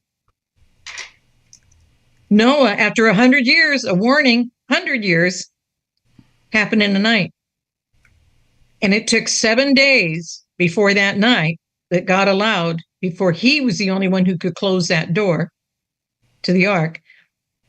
That big one, and then nobody could deal with it. He's the one that handled it. And when he closed it, that's when everything changed. And he gave the family the last 7 days to decide to get on the ark. And it's a really cute little picture, but I'll just share with you what it is. It's two young boys fighting, and it's where we are right now. Is because is this the right one, right here? No, that's a fake one. No, it's at Sheila Home. Okay. Somebody's made that fake one, and I'm trying to get it off, but we don't have it off I'm yet. trying to find it. Sheila Holm. I'm not sure why it's not coming up because I know I'm following you. It's just at Sheila Holm. It's under Nation Restoration, but it's the @ Sheila Holm. And on the picture, there's two boys fighting. And I don't know why I'm not finding that. And it says, never fight until you have to. But when it's time to fight, you fight like you're the third monkey on the ramp to Noah's Ark. And brother, it's starting to rain. That's where we are. Yes, yes. I was going to also mention that I wrote a blog last night, right? The guys that it says, why was Nicolas Maduro captured on January 3rd, 2026? And I said, it's election fraud, stupid, because the way they got the oil is through election fraud. The way they stole the silver was through election fraud. The way they got our control of all the Mexican cartels was because they control our people in here. It's all election fraud, right? So this is amazing. In 72 countries, it's not just us. And so would you talk a little bit about that, about how... Okay, but who's paying the bill? That's what we're going to find out. That's why he's here. Just like bringing those leaders in. Because our Congress has been paying for a lot of this. Yeah, exactly. The CIA. Did you know this was USAID? exactly 6 years after Soleimani? Exactly 6 years later, Maduro. Yeah. Interesting stuff, but that, I want to make that point so much is that it's people are becoming anti-Trump, saying he's trying to take over Greenland, he's trying to take over this, and just like we got good Christians. Okay, but that's the other voices. That's the other voices, because that's the ones to cause people to discredit what's happening. He did not kidnap a leader that's out there today. He did not go in and take over the oil reserves to put himself in the 17.3 trillion barrels of oil. He didn't do any of the things that they're saying. I've been stopping it on Facebook. I've been stopping it on Twitter because those voices are lying. Mm-hmm. And we've got to stop it when we find it. You got to stop it, because he made it very, very clear. There's something people are forgetting. It was just a few weeks before when our military did do an extradition down in Venezuela. And who did they bring out? Maria Machado. Now, who's Maria Machado? She's the one that won the election. Do you see what's happening here? She won the election and Maduro wouldn't leave. So then the president kept giving him options to leave and he still wouldn't leave. Remember, I think they gave the Peace Prize to her. Yes. Maria Machado from Venezuela. And nobody could understand it globally. How could the president be bringing peace everywhere and the president and getting the Peace Prize? He isn't up for the Peace Prize. Those prizes are given out by the other group, the other club, the other kingdom. And so he doesn't care. Nobel Prize, Pulitzer Prize, all those are their prizes to each other. So he didn't care. So Maria Machado, our guys went in and got her out and she's safe. Now, he said that he was very clear in his words. He said he's going to help until they have a stable government and are prosperous once again. That's why he's sending Chevron and stuff. You guys have taken so much from these countries. You need to go back now and you need to contribute to them. And he said, we're going to pay for it. Doesn't mean you and I are going to pay for it. Okay. So, but people don't understand the wording of this or how it is, because again, if you're on the ground level, and you're not asking the Father to show you from up on the eagle's wings what is going on at the 40,000-foot view, and you see he's brought peace everywhere. Because the whole goal with the Father is for us to be in peace and prosperity on the land. It would be completely against everything that the president's trying to do to say he stole those oil reserves. And now he's trying to run that country. He's not interested in running that. He doesn't have time to run that country. We got the other side of the people saying, what's the president doing? He's helping all the people in Venezuela and he's not helping us. And I still have a hard time paying my bills. It's like, whoa, stop, wait a minute. He's bringing us to freedom for the first time since we became a nation. And I know if you just sit back for a moment, you're going to feel more free. You're going to understand that we're heading toward liberty and freedom. And he's got a big party planned in July. This isn't going to hang on forever and happen forever.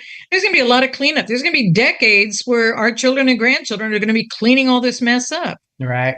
But he has to take care of all of the evil ones that are behind the baseboards and behind the walls and in the attics. And he's got to take care of all that evil that's been secret for all these generations, all the way back to the garden. Mm-hmm. It wasn't resolved in the garden. That's where we are. And they didn't understand in Sodom and Gomorrah. God's going to take his people and take care of them. And nobody listened. It was Lot, his 2 daughters, and his wife doubted and turned to a pillar of salt. And the 2 husbands of his daughters, he went to meet with them in the pub and said, this is it. We told you about the angels. They said, the time is it. Tonight is it. We're leaving. And they wanted to stay in the pub and be comfortable with their friends and have a nice meal. So when you're wondering, how can I help all of these people? And there's people that still don't understand. That's not our job. You keep sharing truth. You try as much as you can. Don't be trying to hang out just with the ones you think are the righteous ones, because remember, they're the ones that sent Christ to the cross. But here we are. Mm-hmm. We're at a wonderful time in all the world. And when Monroe told him about it, they took him out. When Jefferson tried to stop him, Jefferson and Adams taken out about the centralized banks. Monroe taken out because of don't talk about this infiltration causing problems. Tyranny was already back on the land before we were a nation for 5 years. Yes. By 1792, they had centralized banks and a national bank that they were never supposed to have all the way down the eastern seaboard to Savannah, Georgia. Where did they start? Philadelphia. Why? Liberty.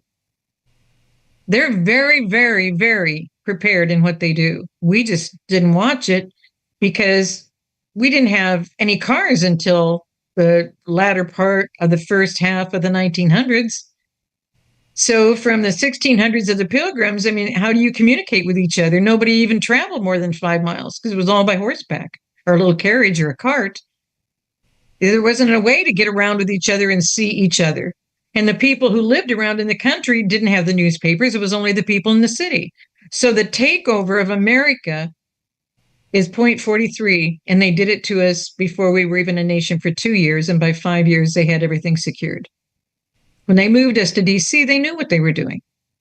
They made those 10 square miles their sovereign soil.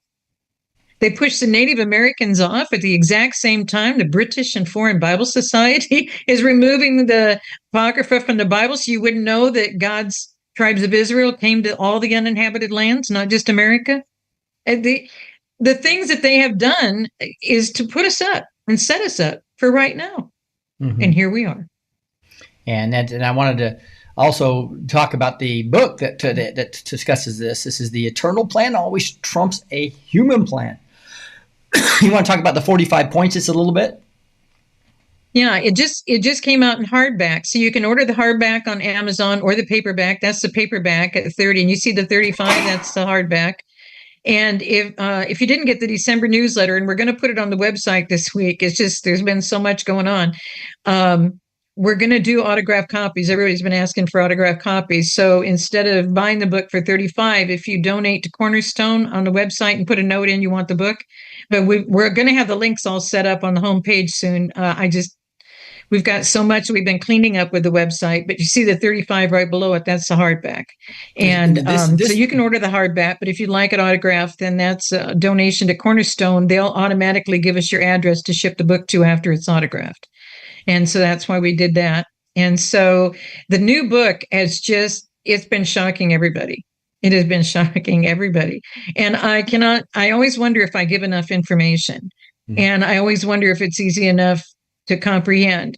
And the answers from the people, the communications from the people have just been so heart-wrenching. And it's just to just see what it does. I mean, there are many who've said they never read books. They didn't read books in school. They don't care to read books, and they were never going to read this book, but somebody gave it to them, and now some of them are reading it in 3 days, some in 5 days. The guy that did that video read it in 2 days. He read half of it and said, I got to do a video about you, and then read the other half the next day.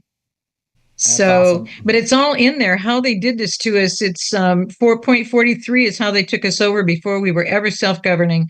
And it was the high nobles of the Knights of Pythias.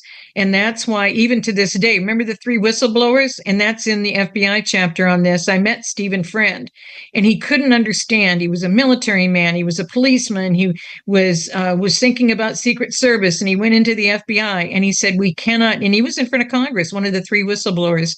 And he said, we can't get the promotions, we can't get the raises unless we start just following the orders and going against the Constitution. And I said, it's because they don't operate per the Constitution. And he said, well, what does that mean? I told him about the Knights of Pythias.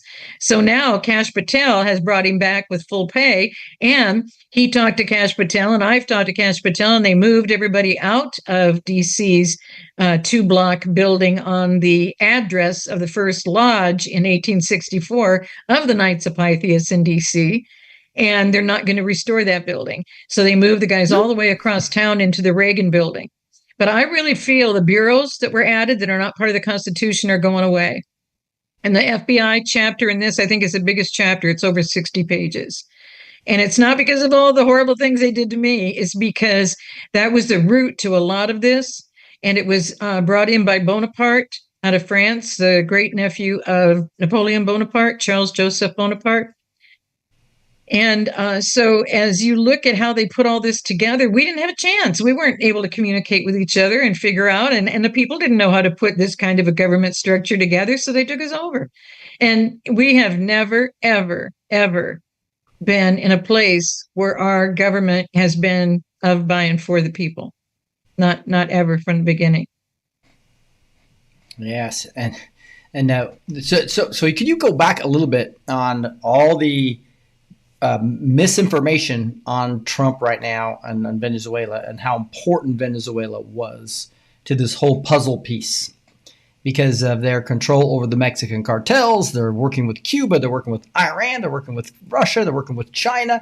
And obviously in Serbia, you had our elections, right? So this is way bigger than Trump trying to get oil, right? And can you just kind of reemphasize that a little bit more? Well, let me go behind just a moment.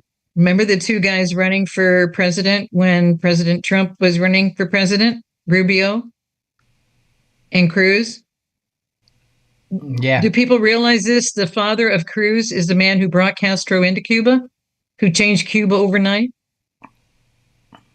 wrote more laws within the first few days than had been written in many, many decades to control Cuba. And then he went on to Canada. His wife was from America, gave up her American citizenship, became a Canadian, married him, had Ted. So they're all Canadian now. And Ted comes into America and gets all the way to the Senate. And but you can't run for president. Rubio's parents are from Cuba. And there's nothing wrong with being from Cuba. But if your parents are from Cuba, you can't run for president. I just went through that with 3 people today on Twitter. Well, natural born, he was born in America. And I said, do you not realize what the anchor babies were all about? Come here when you're pregnant, have a baby. I mean, they almost ruined San Diego. You can see this all on my Twitter page today. It's been a very, very active day. So with all of that history, now come up to the president who's fighting all of this. And he's giving all these opportunities because Rubio is working really hard for us. And that's why they're teasing. He said now he has 23 jobs, and now they're going to make him be the part-time or temporary or pro per or whatever for being the president of Venezuela. And they have him sitting in a church pew, and he's leaning backwards, and he's got all the banners and everything on to become the fancy president in the fancy suit. And he's sitting there, and it's like, okay, it's like my 28th job that I'm taking on, you know. But he's been involved in all these negotiations, and he's done a very, very good job. He was the guy when I sent the information in that we have to find in the State Department the statement from the State Department on the Second Panama Canal Treaty, and it was done in 1979. And I gave him all the details, and he sent Rubio to go find it. And Rubio found it, went down to Panama, and started the meetings on this. So it's emotional for me because I was not wanting to do this book right now. I wanted to finish the second edition Nation Restoration, book 6 and 7, and then do this book because it's so different from those books. But now the information in this book is going to help finish those 3 books. It's just, God is so funny. And the timing of this. the timing of this. And so what's happening with the president is that he's being blamed from all sides. He's being blamed that he went down and did this. And let's look at the other side of that. The president had all of those generals come in on September 30th. That is 1 year, 9 months, exactly after our guys did the military accountability letter. They knew already which leadership needed to be out and dealt with, because it includes court martials going into tribunals. It doesn't just start with, I'll arrest you and think about you overnight. You know what I mean? That's not what we're into. And so it's just like when they unseal the indictments and do those things, are those indictments the same, or do they get passed on to the military JAG Corps, who are the ones who proceed with the military process, because tribunals are military, not civilian tribunals. Those are not civilian. They're military, and military law is different. And so to keep it's got to be the enemy saying against the president, he hasn't arrested anybody. And that's why he sent out the joke 3 times on Il Donaldo Trumpo, where he's saying, so what are the people thinking? And he goes, sir, and Dan's sitting there going, well, the people want to have arrests, sir. And they're thinking because there are no arrests, nothing's happening. And but that's to let us know they know what you're thinking, because now we're finding out that everything that the president was setting us up to do is exactly what we have to do now. But everybody thought it was going to have to be done in 2017 and 18. And how could he leave? And how could this be other bad elections? They had to let all of this play out. If you think back right now, if President Trump would have just blown right in there as like a dictator and made Biden get out of the way, imagine what would have happened in this country. Yeah, no kidding. So what I'm asking people is look at the alternative. If you aren't willing to come up to the 40,000-foot view and say, oh my gosh, they're handling all of this and this and this and this, well, show me the cracks, Father, where I can help somebody. Because I can only do the little things in the community, but what can I do in the community? Because what they did, and this is in the 45 points, was destroy unity in this nation. You break up the family structure and you don't have unity in anybody. And you divide and conquer everything. And you don't have to do much to do it. All you have to do is convince a few people with a few lies and you're on your way. And that's what they've done the entire time we've been a country. I think you found it. Finally, yeah. So thanks to Di from England sent me the link. But yeah, here's what you. That's the picture of the book there. Mm-hmm. And those are the boys. Those are the boys. And that's the fight. I love it. Never fight until you have to, but when it's time to fight, you fight like you're a third monkey on a ramp to Noah's Ark. Hey, brother, it's starting to rain. Yep, so it is. That's awesome. Yeah, because remember, it was only 2 by 2. So if you're the third monkey, it's not looking good. Yeah, exactly. You better be so male and female. It's about it. Yep. So try and run faster and get there before. But all these angles against the president are really disheartening to see at this late stage. But and he made some funny comments when he was flying back early this morning to DC during the night. He had the press corps on with him, and he made the comments about the Insurrection Act. Sir, are you going to use it? They always want to know, are you going to do the Insurrection Act? What they don't understand is if you do an Insurrection Act or you cause the people to go into civil unrest, and that's why he's got all of these 500 units all around the country ready to do emergency surges into communities that they try and do uprisings in, is that we're not going to have a civil war and we're not going to invoke the Insurrection Act. But he said something really adorable. Was it 22 times or 222 times that George W. invoked the Insurrection Act when he was president? And people don't remember these things. I just love today. They came out with a bunch of things and they put this whole big thing out and they go, I can't believe that is exactly what our president is doing. And it was done by Biden on blah, blah, blah date. Right. Do you see what I mean? So they're doing everything to keep everything calm, because if you go into either one of those, you're never going to be able to get the republic back. And that's our civil war that we were in, and over 700,000 lives lost. That's what they do. They kill the men, take over the women and children. There is nothing new that's happening today to us. All these wars they've had our men in, that's what the goal is. You kill the fathers, take over the women and children. That's why CPS. That's why there's there's points on all of this in the 45 points. Provide for social agencies to arrest. What do they have any authority to arrest? So a CPS agent can come in as a social service agent from an agency that isn't even in our Constitution and arrest you in your own home and take away your children. But this is where they're at. And we got here on this slippery slope of our complete demise. And people just, well, I don't know that we're making any progress. It's like, oh my God, I've seen shift after shift after shift. And I hope you're realizing that on a Monday, all of a sudden you're on a Friday thinking about what you're going to be doing the next Monday. I mean, everything is operating at warp speed. The things that are happening. Soleimani, the exact 6 years, is another one they just mentioned to me today that was another January 3rd. And so the things that they're sacrificing, the number of people that were involved. And again, not only was not one soldier hurt, one plane was hit, but it still made it safely back. And I think that was back because the carriers were out in the water. And so they all made it safely back.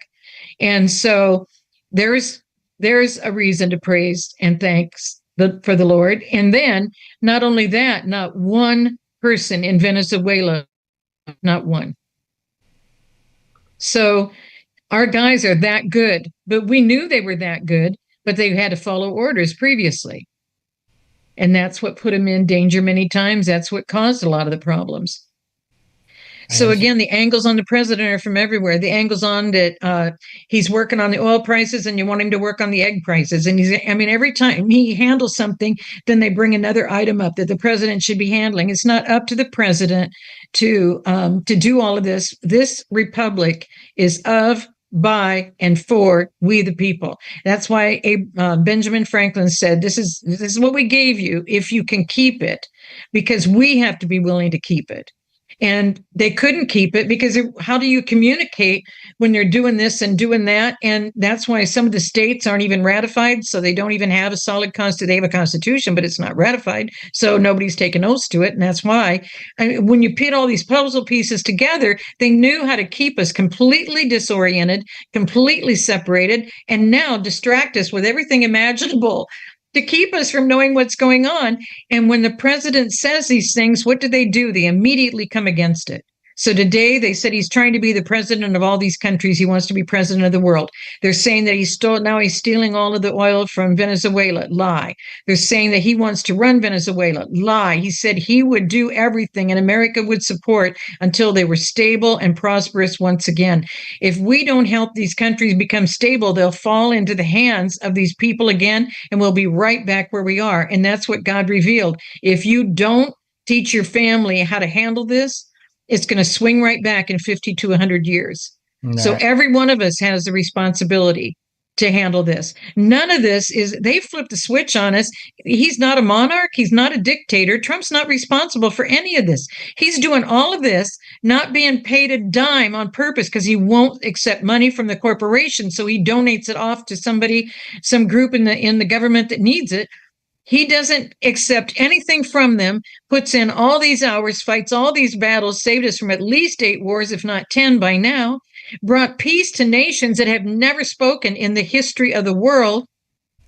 So that's what Father wants, is peace and prosperity for his people. And when you do this, you can start to identify evil. Right now, believers are so mixed up in the world, you can't tell the difference. And that's why Father can say, I never knew you. Is because you're not operating with him. You didn't even know what he wanted you to do because you never talked with him. You never got tight with him. You never wanted him. And the president is working that tight. Yeah. I think it's a real big poison that we have when everybody thinks they're smarter than Trump, right? Mm-hmm. Like you don't have as much information as Trump. It's like, can we give him the benefit of the doubt? My goodness. Everybody thinks that if they were Trump, that they would do a better job. And that is just so prideful and scary that we have so many people. I have beautiful people that I met in the Reawaken Tour, and I won't even have them come on the network, the Faith and Freedom TV network, because they are so anti-Trump. They think they're smarter than Trump. And that is it's pride. Is it not pride? Pride, greed, that's what's destroyed all of these nations. But it's all scriptural. It's all scriptural. When you put yourself ahead, it's the same thing Lucifer does. So what kingdom do you think that they're supporting?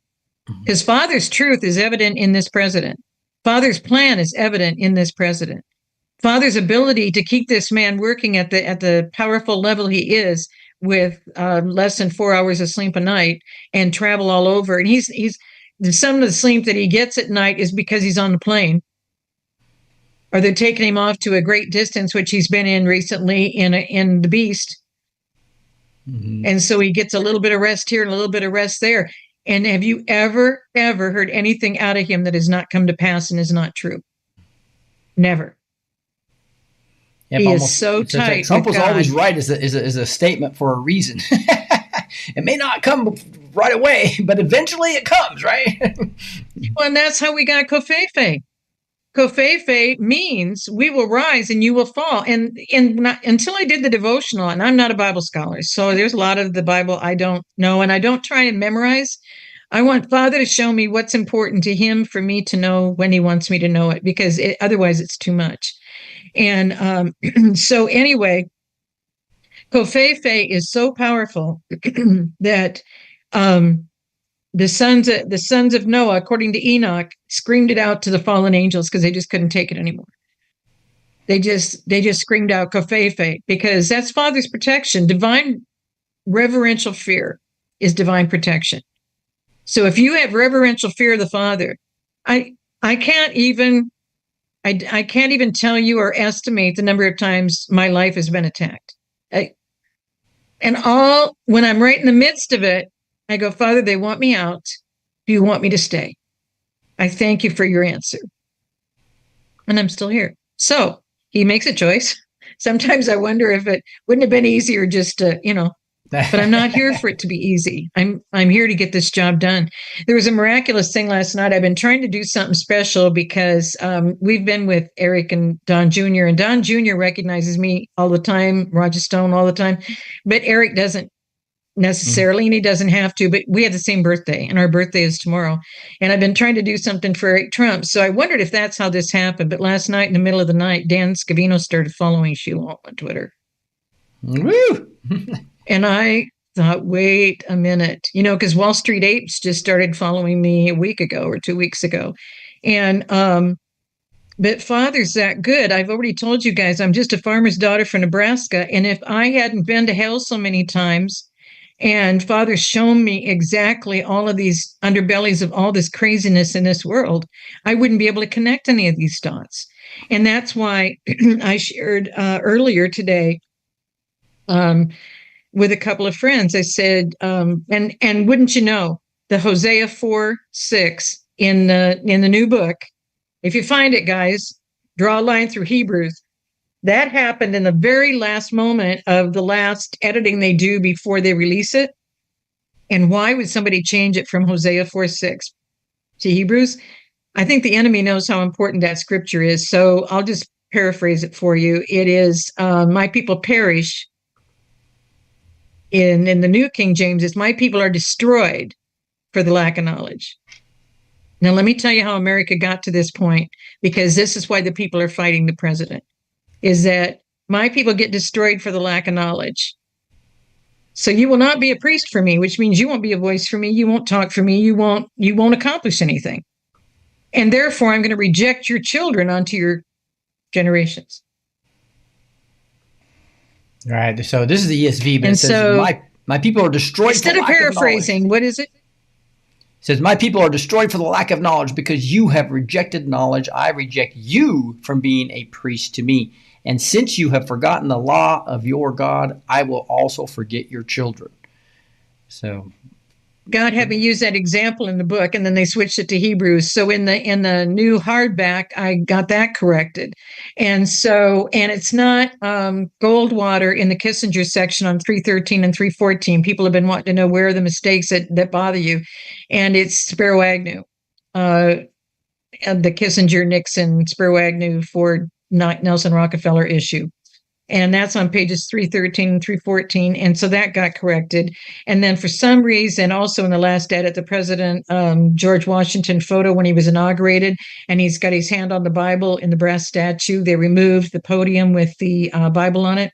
It's just Washington with his hand outstretched with no Bible. And so it bounced down to the next page. So there's part of a page that's empty. And those kind of things bother me. So, So the anyway. the hardback's updated, actually. Mm-hmm. The hardback has those 3 that bothered me. I couldn't take it. So I changed them in the hardback. Mm-hmm. I'm not at a point where I can do it. Probably within the next couple of months or so, I'll reach a point where we can do the correction in the paperback. So just keep praying. So the reason I brought up that scripture is that's where we are. And that's what the president's pulling all of us back out of. And that's why he said early in his first term, he said, when I pray for a development, I know how to pray. He's had that relationship. He knows what he and Father are going to do about a development, how they're going to do a building and how it's all going to work out and how the budget's going to. He knows what Father wants him to do and he knows how to do it. But when you pray for a whole nation, that is a whole different way to pray. So can we even picture what he's going through on a daily basis? Because you can see the love he has for the people and for the children and for the future of this nation. Yes. And that's why we're heading into the golden age, heading into the birthday. And everybody just, well, we can have Sarah. Stop. Live your life. Because look at the scripture. This scripture is exactly where we are in this nation today. It was more important for us to be important to the world. It was more important to get into these money deals and the greed and the pride and et cetera, and be like those people. And my parents very innocently said, go out and be as successful as you can be in the world, Sheila. We support you. We love you. And that's not God's plan. Mm-hmm. So when the FBI went after me, my mom was just like, oh, Sheila, at least go work at McDonald's for $15 an hour. I mean, at least do something. God had me doing something every single day, and God never, ever, ever missed anything that was needed. And then was teaching me, if we will be with him in faith and function in his storehouse, I was blessing people when I had nothing. And in those blessings, he helped me start a blessing cycle to operate in his storehouse that kept blessing me from other areas of people who he was prompting to bless. And that's why when people say, I don't know how much to give you, can you tell me how much? And I never make a big deal about donations. I am so grateful for the people who donate, but I only want them donating if they're prompted from the Father. I don't want a world-based decision of, I think I need to give her this much, or it needs to be this 10%. It was never about money to the Father, ever about money. It's this Gentile worship that makes it about money. And if you can't do the money and you have to pledge money in the future, and when you lose your job, they don't care about you or for you. All of this has to change. But if we were operating with the Father in faith, functioning in his storehouse, blessing his people, making life great for other people, which is exactly what President just did for Venezuela. Every step he took is for the people, and the people know it. How sad that we don't get it in America. Because they get it. And right away, well, he's not doing enough for us. And he's going to go help them why doesn't he help us and finish our job first before it's a level playing field globally, and he's handling all of it for free. He's not asking for a dime from anybody. Yeah. And he's putting all the resources together and negotiating all the deals and putting all the pieces together. So to say that he's stealing, to say that he's going to be the president, he wants to be the king of the world, that is all the other kingdom speaking. Yep, no so question. So please don't get drawn into it. None of this is true. Mm-hmm. None of this is true. He didn't sleep. They did that at 1 a.m. Caracas time, 2 a.m. Eastern time is when they did that. And when they went in and did that, nobody knew. There wasn't a leak in this, not one leak in this. So do you see what they did in Quantico? There wasn't a single leader in any of this, and they had all these people involved. When they went through the list of how many carriers, how many side ships, how many helicopters, how many side ships, and only one of the guys in the air were they hit. Only one. And that plane still made it safely back. Not one of our guys were lost. He hasn't lost anybody. Yeah, and that's why I say, instead of criticizing Trump, why don't you pray for him, right? And the thing is, Father, I'm so grateful. I'm so grateful that Venezuela is being helped. If we don't want to bless other people, what do you think Father's thinking about what you're up to? If it's all for you, Me and mine are fine. Amen. Amen. And Sheila, that's what I was just talking about with my blog I did last night. If there's 72 countries have been taken over by globalists with the software from Venezuela, okay, that Smartmatic, Sakia goes into the ES&S and Heart and Dominion systems that completely took over the stolen election in 2020, not to mention all the state and local globalist / cabal members that were selected, not elected. And that's 72 countries that don't have the people they elected for. So what he's doing is for the good of the world, right? And for the complaints I'm hearing, and we should be, if we're with the Father and we're understanding what's happening, those words should never be expressed from us. Right, a second. There's so many people that have been saying all the bad things that happen in their life. There's people that are still contacting me that are telling me the same problems they've been telling me for 3 years. And I said, if you keep repeating it, it's going to keep repeating. What did you just say?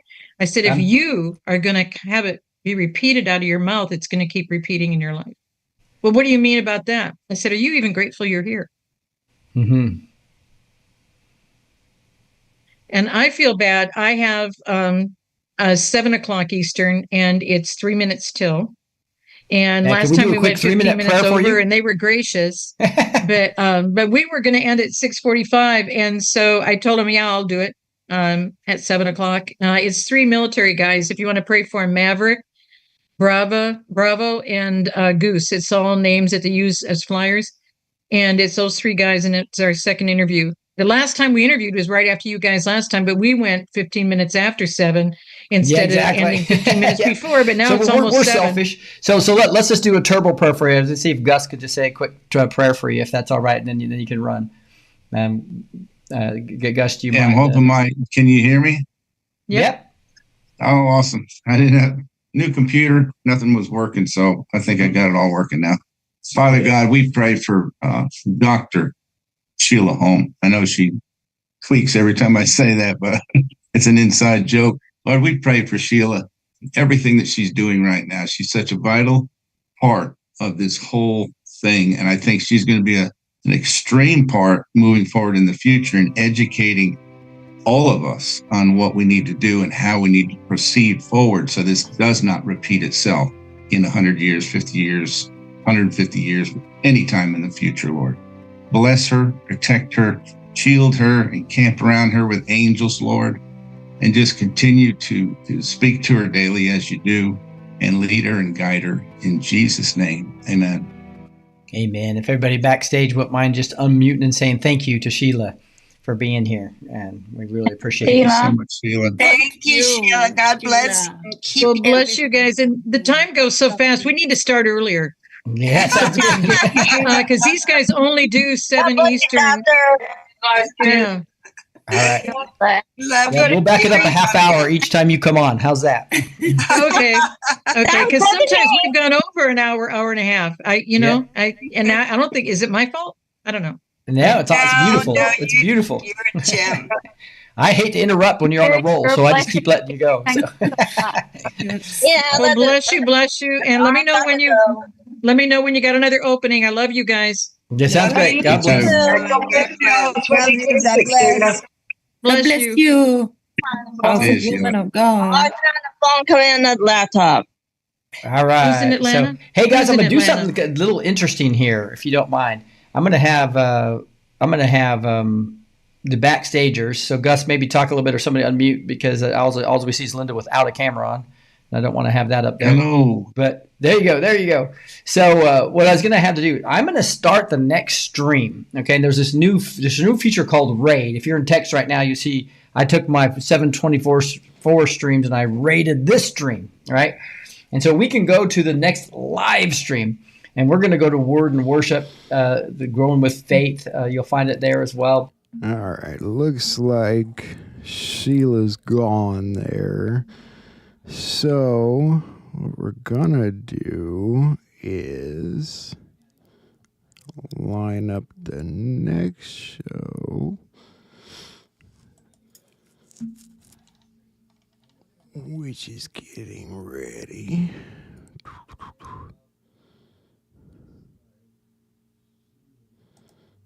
Interesting. Let me show you this. Post.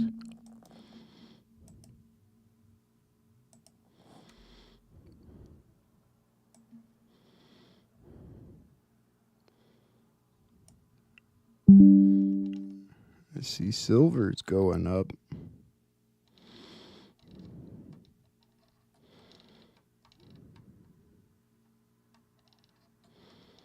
All right.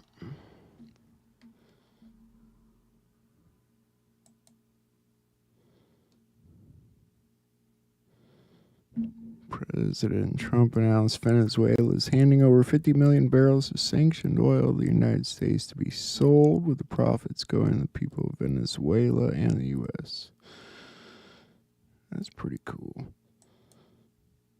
Several African nations announced plans to ban U.S. citizens from entry after the administration banned citizens of Mali and Burkina Faso from entering the U.S. There's some more comms out there.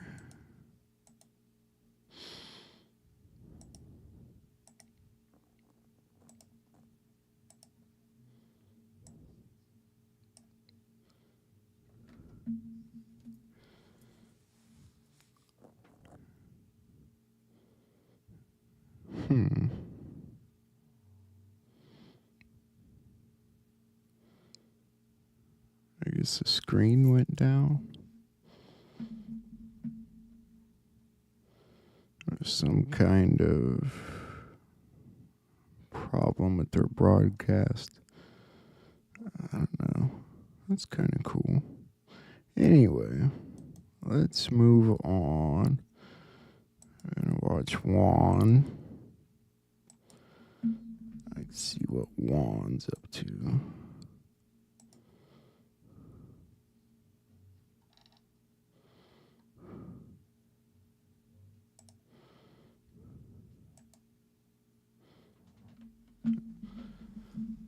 You guys want to watch Juan together? Let's see what he had to say. I love watching Sheila. She hasn't been on much lately. Probably working on her books. She's got a lot of books. All right, well, let's watch this. All right, welcome back. I'm Bill Quinn, and I am joined by Juan07. Juan, thank you for making time. I know you have to be a busy gentleman this week. Yeah, it's been a little hectic. I would say that's probably an understatement. Since we spoke last, there's been just some amazing communiques seen and sometimes missed by many, coming from Trump, Scavino, Homeland Security, and others. So given what happened with Maduro over the weekend, I thought it was a good time to get us back together and get your insights where you can share them. So thank you again for making time. Let's start with the main topic. So were you surprised that this lit off with Maduro first, or that seemed to be foreshadowed? But this is not going to be the only action, is it? Well, let me make sure everybody. There we go. I apologize. No worries. I had a call coming in there. I had to send it away. Let me help everybody out a bit. Although Maduro is the first one you are seeing front and center, there's several things all in play at the same time. Of course, the situation in Iran. What you're really going after is a whole network of nodes. These various nodes are locations where essentially the deep state, or maybe even better said, the globalista state, have been working and very effectively for decades and decades and decades. So they've been very safe. Thank you. Very safe in, if any one of them got weak or a lot of attention or something, that they could work through other locations. They weren't in danger. What's happening right now is you have multiple of these locations that have been able to feed this globalista crowd, where they're working through doing their money laundering, doing their energy trading, backroom deals, etc. And so they just kind of moved. It's like Jello. You couldn't quite nail them down. You're actually seeing multiple of them under attack at the same time, and their power being dissolved right before their eyes. And it's like throwing water on the Wicked Witch, and they just start melting. And so, although, and all the drama, all the, BS about Venezuela and war and everything else, as I said to numerous audiences, the president wasn't going to go to war in Venezuela. That doesn't mean that he wasn't going to go in there and take care of business. And I was pretty adamant. You think Maduro's going to be able to withstand what's going on? No way. We brought all the weight of the U.S. system. When they put that $50 million bounty on Maduro's head for the drug trafficking and other things, and his wife and kids, it was just a matter of time. And everybody else that is in a similar state, such as Ramaphosa in South Africa, leadership in Cuba, other places, they got to be thinking about what's coming, because it's coming like a freight train. And what I expect actually you're going to see is there's an acceleration. So, people are just beginning to absorb this big bump. There's other jolts to come. Cumulatively, you're taking out the power centers of this globalista clan that has been attacking the world, really, to take it over. One of the ones that's almost unseen in all of this is the green power cult being run out of England and pushed on the rest of the world. And they'll continue to try and, beat that dead horse. Part of that was to drive energy prices so high, and they make the money. It's a tax on the world. It's also a boat anchor for technology advancement, societies, whole countries. And by, look, we have enough oil here out of the U.S., but by turning on the spigots other places, we're going to drive the energy prices down dramatically. And then beyond that, new technology coming online, where as much as there's a glut in, say, oil, we'll have other energy sources coming on at the same time. A growing world, a developing world, will always continue to increase the amount of energy that it uses. Modernization is always going to increase. It's not going to be less. It's going to be radically more.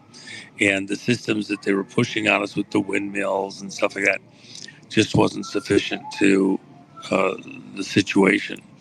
So we're about to see really over the next 2 decades, as a result of this, technological advances like, the world really imagined back in the 50s and 60s, but was somehow diverted and damaged coming into the 70s as this whole ploy on energy costs and availability and peak oil and all sorts of stuff goes the way of the dinosaur. There was never a peak oil issue.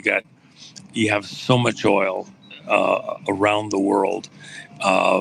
We have enough to go hundreds and hundreds of years, but we'll change to using other energy systems, and we're just in that transition moment right now. And of course, the president, hinted at that with his merging in of the fusion company. I'm not personally a super fan of that particular way of doing it.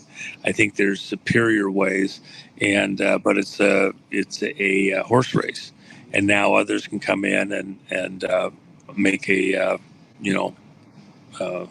be competitive and do what we've always done, bring advancement through competitiveness, and best man wins. Yeah. We've reported previously regarding some of the things that General Quast and others have been working on to create energy sources that have been up to now unknown, things that enable us to access energy that's been there, but we can draw it down and bring it where we need it to be. You mentioned that. And let me just add this: that as recently or far back, I should say, as over 30 years ago, we had, I think, 37 different ways of getting power output higher than power input. It's not energy from nowhere. It's not power from nowhere. It's just over unity devices. And we've got a number of those. You can hear them in Rome. And I keep kidding that they need to get real sirens on their police cars and ambulances. It's hard to get used to those. I'm used to a different sound. Yeah. I was over at the Coliseum earlier, and they had something going on, and oh my gosh, they must have had 10 sirens all going at the same time in circles around the Coliseum. It was actually almost humorous, but anyway, the thing about the energy is that we have other technologies coming online. If you think back, like when Marconi and Tesla both were having their competition over who invented the radio, and Tesla, of course, won. But certain things come of age almost at the same time. And one technology leads to another technology, leads to another technology. In the power, there's other sciences that have not been taught publicly and by invitation only. And some of those will also come to the fore now. It's that you just can't keep the cork in the bottle. So we're about to enter a pretty amazing moment of innovation, technical, and at the same time, these systems that were being put in place to enslave the world, to bring them under the capture and control of certain bloodline families and groups that wanted to, really enslave mankind. Mm-hmm. They're not going to be able to do that, and that will be a renaissance moment. They won't be done. Fight's on. But these technological improvements pretend to make life better for all of us, including, a lot of people are all stressed about, we've got to clear our country out. The borders are working well right now. Send people home. If they want to come back, they come back through the front door. A lot of people may not want to come back. In fact, just like Venezuelans, while there's all sorts of questions about how the government's going to be reconstituted, and, yes, America's going to be very much in control initially, just to make sure that opportunists don't come in and take advantage of this moment in a negative way for the Venezuelan people. And we'll use the excuse of, also wanting to get payback for the companies that were stolen from when they nationalized things. At the end of the day, the Venezuelan people are going to do fantastic. They'll have jobs where they didn't. They'll have ability to take care of their families. The infrastructure will get rebuilt. The people that are saying that you can't rebuild the infrastructure in Venezuela, what a bunch of morons. How dumbass is that? I remember when they set the fires in Iraq. Saddam set the fires, I should say, not in Iraq, but in Kuwait. Yeah. And people were saying those fires are going to be burning for, 20 and 30 years. It'd be the end of the world. And Kuwait was done and finished. They had those fires put out in less than a year. They came over, figured out the best way to do it, developed some new technology, Red-Adair, came over, had the contract, and had them out, in less than a year. And once they got in a roll and really had everything they needed, it was literally just a couple of months. It'll be the same thing in Venezuela. You're going to have to cap off a lot of fields, allow them to repressurize and re-drill them. But the technology to re-drill those fields compared to when they were drilled in the first place 50 and 60 and 70 years ago, the technology is so stunningly different that they actually should be capped off and re-drilled. And that's exactly what we'll do. It's an incredibly oil-rich country, and the people of Venezuela were a very wealthy people until they were captured and hijacked. And some of the families involved in doing that are political families here in the U.S., and I'll just say it, the Bush family.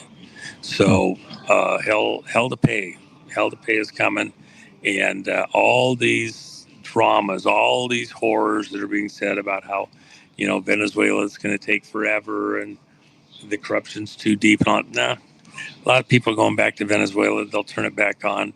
They'll join forces with us. They will do very well. They've got a few years of heavy lifting, but they'll do just fine. While you were speaking of the oil reserves that are available in Venezuela, I put up a chart that shows that, in fact, most people don't realize this, but they have more oil reserves than any other country on the planet. And it's astounding because they used to be, and many people remember the fact that they were one of the wealthiest countries. The people were individually often very wealthy in Venezuela. But with the change in the leadership, the whole tone of the country changed. And as you said, people even outside Venezuela are rejoicing right now because they see the ability to, once again go back and potentially be with their family, at least visit their families, and see a return of reasonable and hopefully very, very good living conditions for the folks they've worried about now for, better part of 20 years. Mm-hmm. Well, Venezuela is one of those countries. It's been quite a long time since I've been there, but it was a refuge of beauty, health, cleanliness in South America. And it just was captured and ran off the rocks.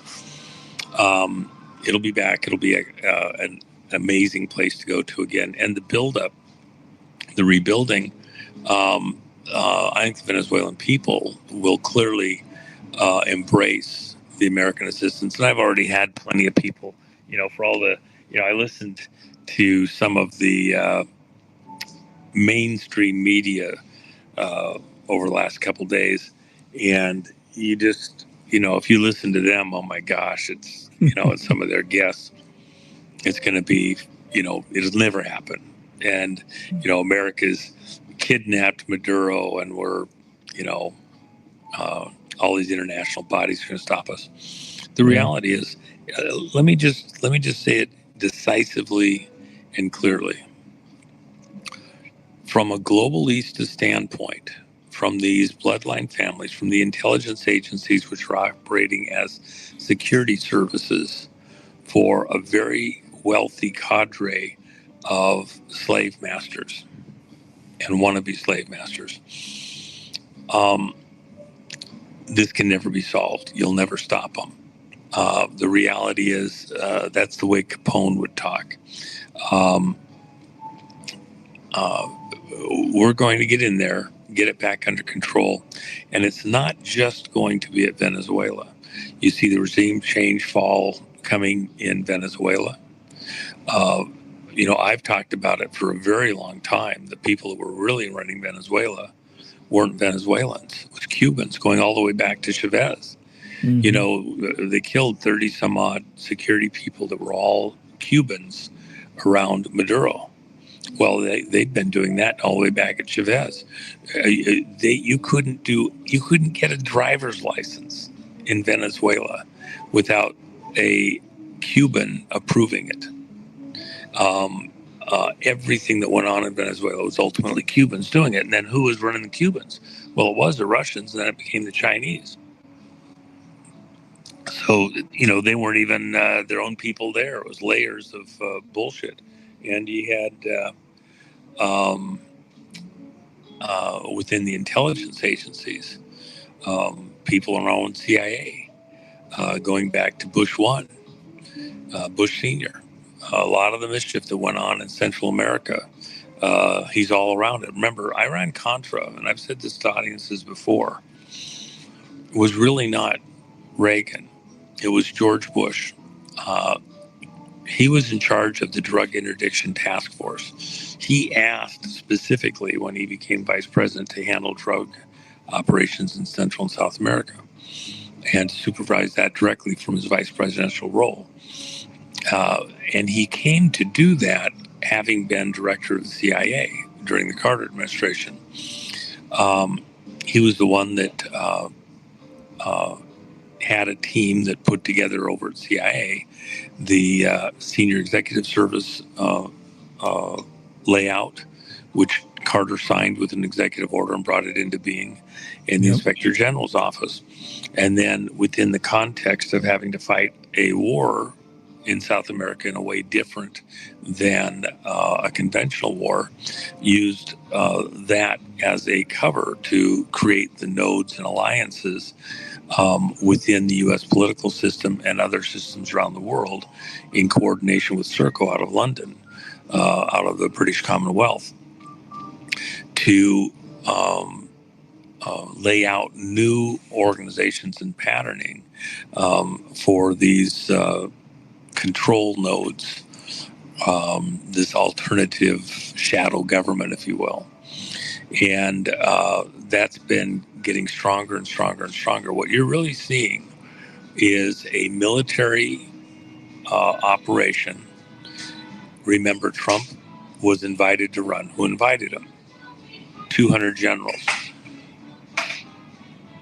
They had to have the legal legitimacy of an elected representative of the people of the United States for what they had to do. Otherwise, what is happening right now would be a coup, as it is, because they have a legitimate elected representative of the American people running this operation as commander-in-chief. He has the legal authority within which they can take down this deep state monster, this global deep state monster.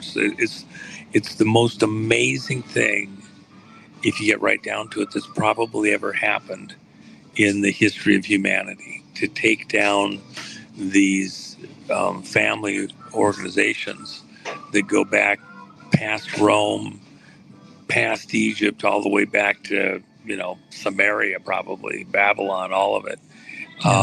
And it's far more extensive than people have even begun to dream could be. If you take down these groups now, we as humanity in a general sense have a prayer, because at this exact moment with AI, the ability to extend control, hold control over the whole world is expanding by the moment. You have to recapture that away. And for some of the people out there and their friends, I've tried to talk them out of the trees. They see Trump as somehow aiding and abetting, being part of this. When you're in a aircraft and you go into a spin, you have to turn the controls in the direction of the spin. You have to get airflow somehow over the control surfaces so that you can fly it out. And if you're in light air, it can be really tough. As you get lower and lower in altitude, and this is where the guts come in, you got to hang in there. You got to stay conscious long enough to get into the denser air, to get enough air movement over those surfaces. You don't want to be flying like a Frisbee where you're in a flat spin, because you won't get any air over the control surfaces in a coherent way to fly out of it. So generally you want to get nose down and you want to fly right into the spin. It's the worst thing in the world. If you see people that are close to Trump, the old saying, keep your friends close and your enemies closer, some of those are relevant and necessary for reasons that are almost impossible to explain to some people. You get in too pure of a mode, not understanding all's fair in love and war. And sometimes you have to deal with some pretty monstrous people to get control of some of these things. And, if you're too much of a purist, you probably don't get anything accomplished. So, and once you've got it reined in a certain amount, then they have to decide, you with us or against us, because we'll take you out too. Trump is being very methodical.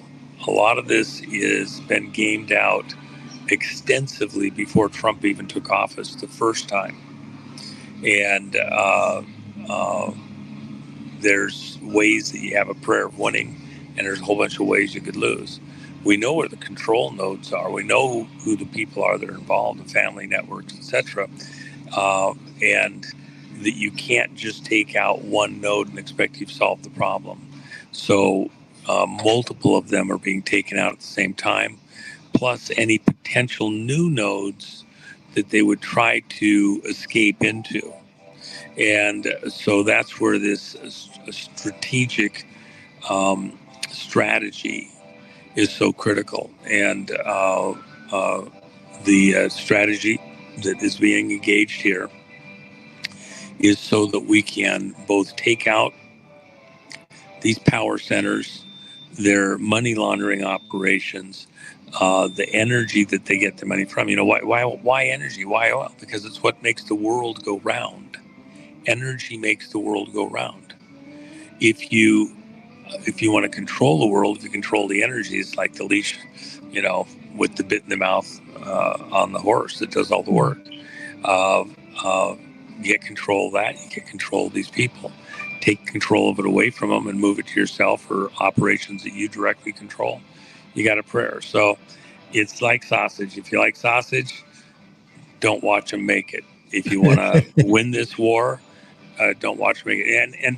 And I'll say this too, having done quite a bit of work in South America in the early and mid 80s, there's no simple way to do this. It's messy business.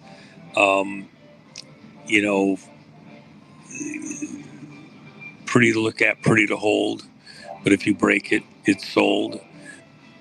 That didn't happen in this administration. South America was broken by agents working out of offices, primarily in America and in England, in the banking city, London. And so we have some ownership of what's gone wrong.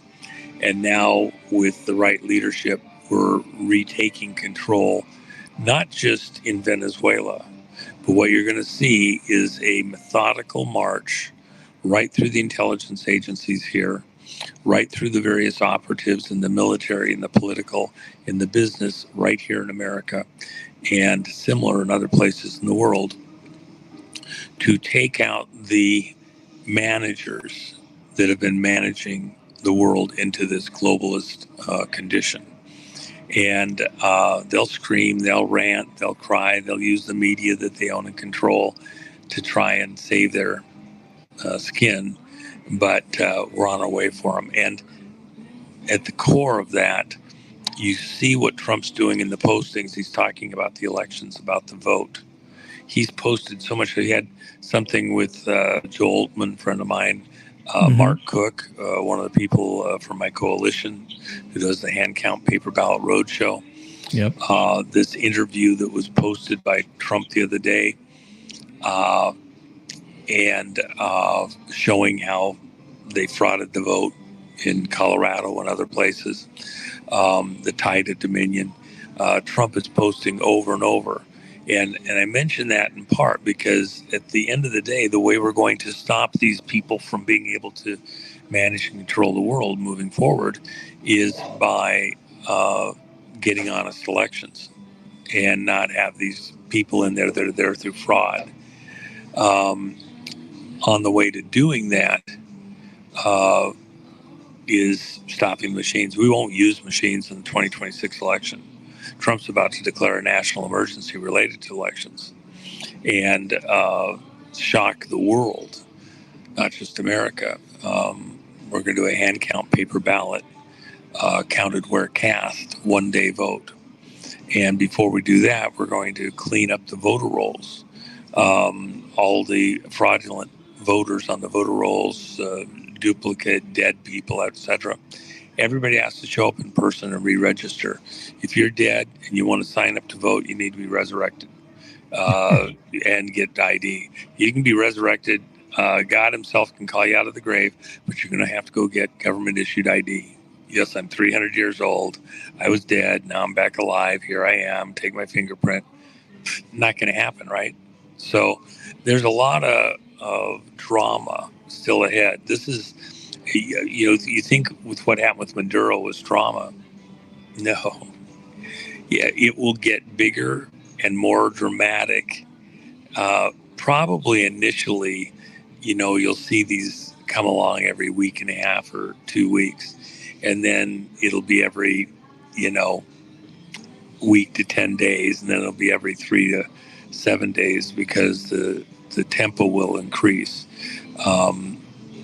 People need to absorb what's here right now, but there's a lot of work to be done, and we're going to do it. And by the way, as I've said before, Maduro, he had the opportunity to be a really smart guy and just walk away with a few $100 million, go to a tropical island.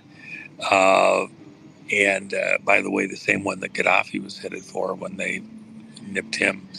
But that was a pretty good offer. He wouldn't take the offer. He was trying to work a deal. And because people were in his ear, his Cuban masters and the people behind Cuba were in his ear. They were going to take care of him. He'd be fine. Trump wouldn't be capable of doing whatever he could. They'd know plenty of time. He needed to just ride it out. Well, he rode it too far. And the people who were advising him in his ear were all wrong because we could pull it off. And,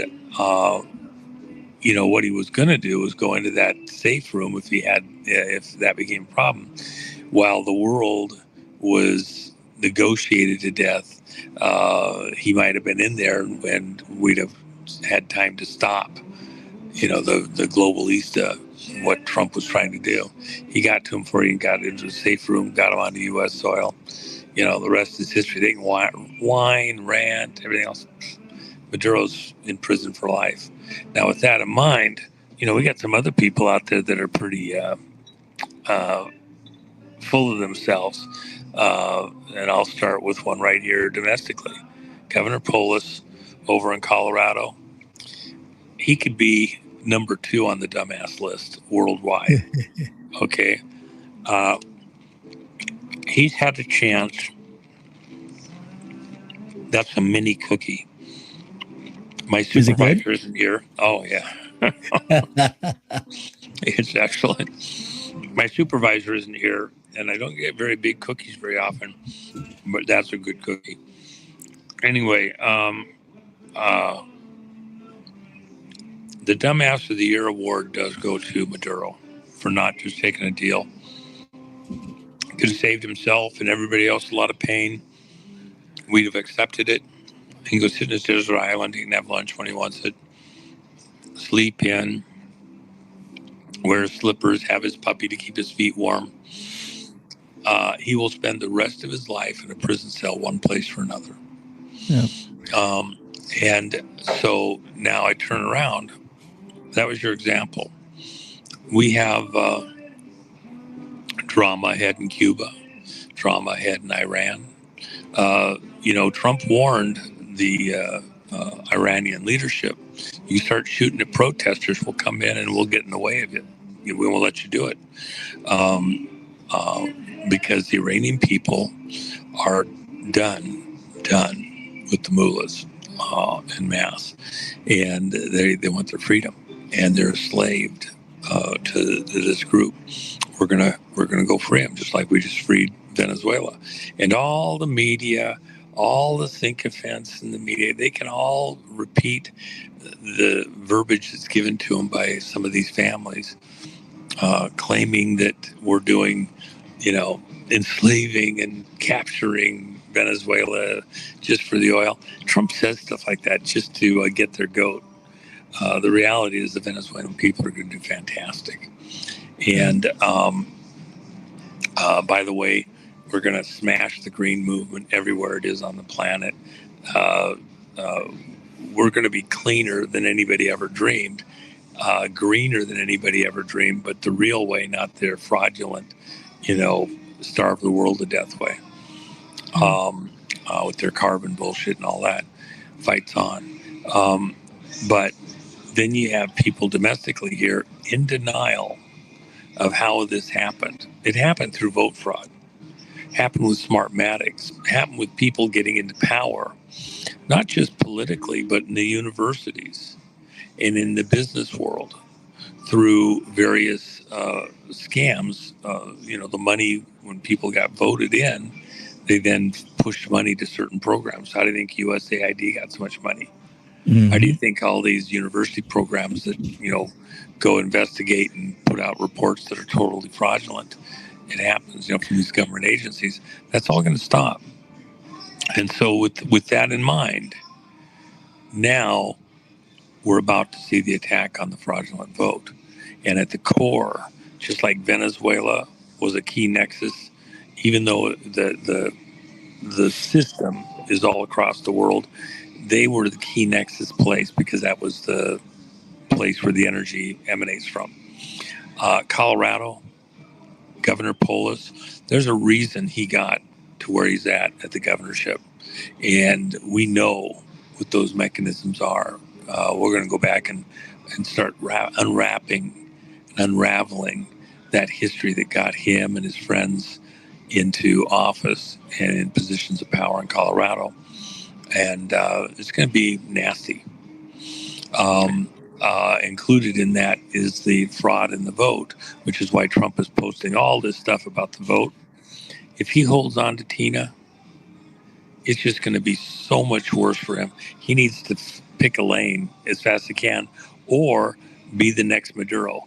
A day late, an hour too short. I was really going to surrender. I was really going to work this out. I was going to do it tomorrow. Okay, well, too late. Now you're the idiot. Now you're the asshole. And now all the weight's coming just for you. Enjoy the show. Yeah.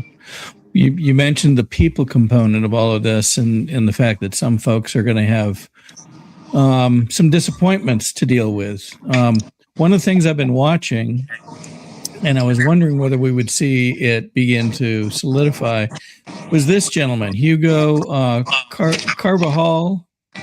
The general and Venezuela, yeah. Right, the former intelligence chief. And it had been reported that he had produced some documentation that I believe it made it to Trump and his team. Yet it was coming from people that I didn't know. Well, all of a sudden, a few hours ago, Sidney Powell posted this.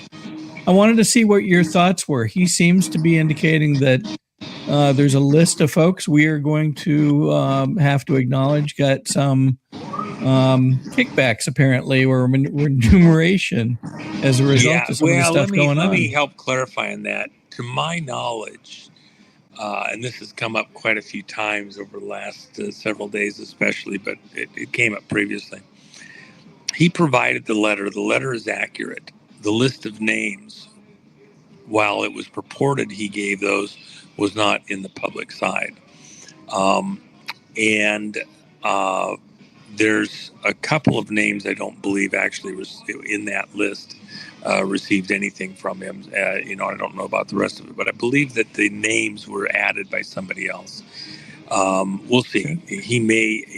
I think he provided the names. He just didn't put them in the public side of that letter that was given to Trump, and it did go to Trump. And so one of the things we'll have to be so careful of is vet everything and recheck again, because there was something else that was posted. Somebody very, very, very well positioned posted something the other day, and I said, wait a minute, where did you get that? And in the heat of the moment and the frenzy and all that, they put something up that was completely not true, and they pulled it down, and I'm glad I was able to get to them. I think that might be the case here. While some names were provided, I don't think that was put into the public. And so, lots of enthusiasm. Once it gets handed out enough, especially if somebody is halfway credible posts it, and it's taken as being gospel because of that, then it's a problem too. And I've gotten caught before too, where I had something I thought was right, and somebody came back to me after the fact and said, well, take a look at this. And it came from somebody credible, and I went, oh, shit, yeah, you're right. And so it's, even people that are very on it and trying to be, there. In this kind of an environment, everybody wants to be one to say, I told you so, I got you. I was Jimmy from Superman, and I got it right away, and be the first one. Some of that's maybe not the best thing, especially if you're been around for a little bit. You need to slow down and let somebody else be the one to break something like that, and then do some serious vetting and make sure that what we're pushing is 100% accurate. Yep. So makes good sense. Yeah. So one of the other things we started with talking about was there seems to be just a lot of almost very direct communications from Trump and his team over the last few days. One of the ones that almost everybody saw was the clip from Gladiator that was right around New Year's time frame. And then, of course, their entry into I'm going to take the volume off of this, but I wanted to show this. Their entry into the festivities of New Year's Eve with Melania in her beautiful silver dress, coming into the theme from The Lone Ranger. And I read your comments about it, and I thought they were remarkably well phrased. She moves with the grace of a racehorse. So, a lot of people are looking at this and they're beginning to say, gosh, I really do need to pay attention to the small stuff when Trump's doing something. And that seems to have been the case all along. Go ahead. For those of us that are around when the Lone Ranger show was on, when he took off with Silver and his horse and went racing, he was going into some kind of a crisis and going after the bad guys. And he had to get there with urgency to stop the bad guys right in the midst of whatever sinister evil deed they were involved in. Well, that's really this moment we're in right now. We're racing into certain situations, well prepped, anticipated. People that think that he was going too slow in the first year, the stage was being set in many ways, and he didn't go slow. Behind the scenes, taking on monsters all over the world. People worried, is he getting enough sleep? Well, yeah, because he's working that hard, yeah. And now, we're off. The one thing that's interesting, let me just add this. You saw the huge moves in silver that started several weeks ago. Now, I've been on this for several years. In fact, the low in silver in this whole thing, before it moved out of this pattern of highs and lows, just being churned and expanding the amount of paper silver, I nailed it literally to the day when Jen and I released the 2023 Megador coin, and subsequently other coins after that. It has been a steady progression. Now, it's gone and plateaued a little bit, in a stair-step fashion. The silver started this latest move as it pressed through 40. And if you look, the early option for dealing with Maduro was finalized in that window. When it pressed through 50, they were given the go, based on other conditions, to be ready to go on a moment's notice. And then when the moment came, when they got the clear and the weather, everything exactly where it needed to be to pull it off, they went for it. That could have happened a couple of weeks sooner. They were on point, ready to go, but couldn't move because of a couple of different things, weather being one of them. And when the event was just right, then it happened. Well, the reality is, one of the things that is a component in taking down these deep state monsters has been the way that they use currencies and the banking system. And the move in silver was timed to weaken much of that. And of course, that's what caused the crisis over in Iran, where the banks got into huge turmoil. Dollar went to 150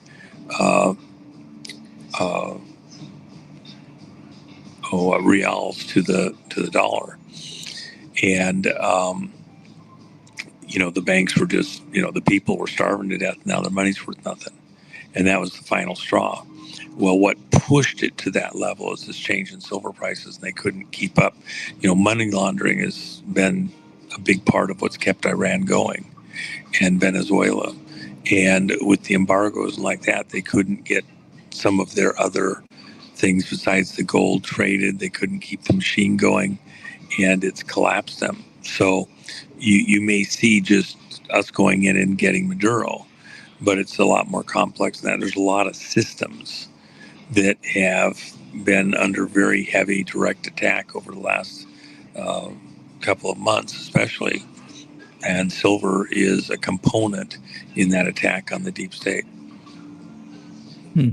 Very interesting. I've got one more for you that just came out in the last about hour and a half. I wanted to see what you thought about this one. One of the people that I have a high degree of respect and envy for is Dan Scavino.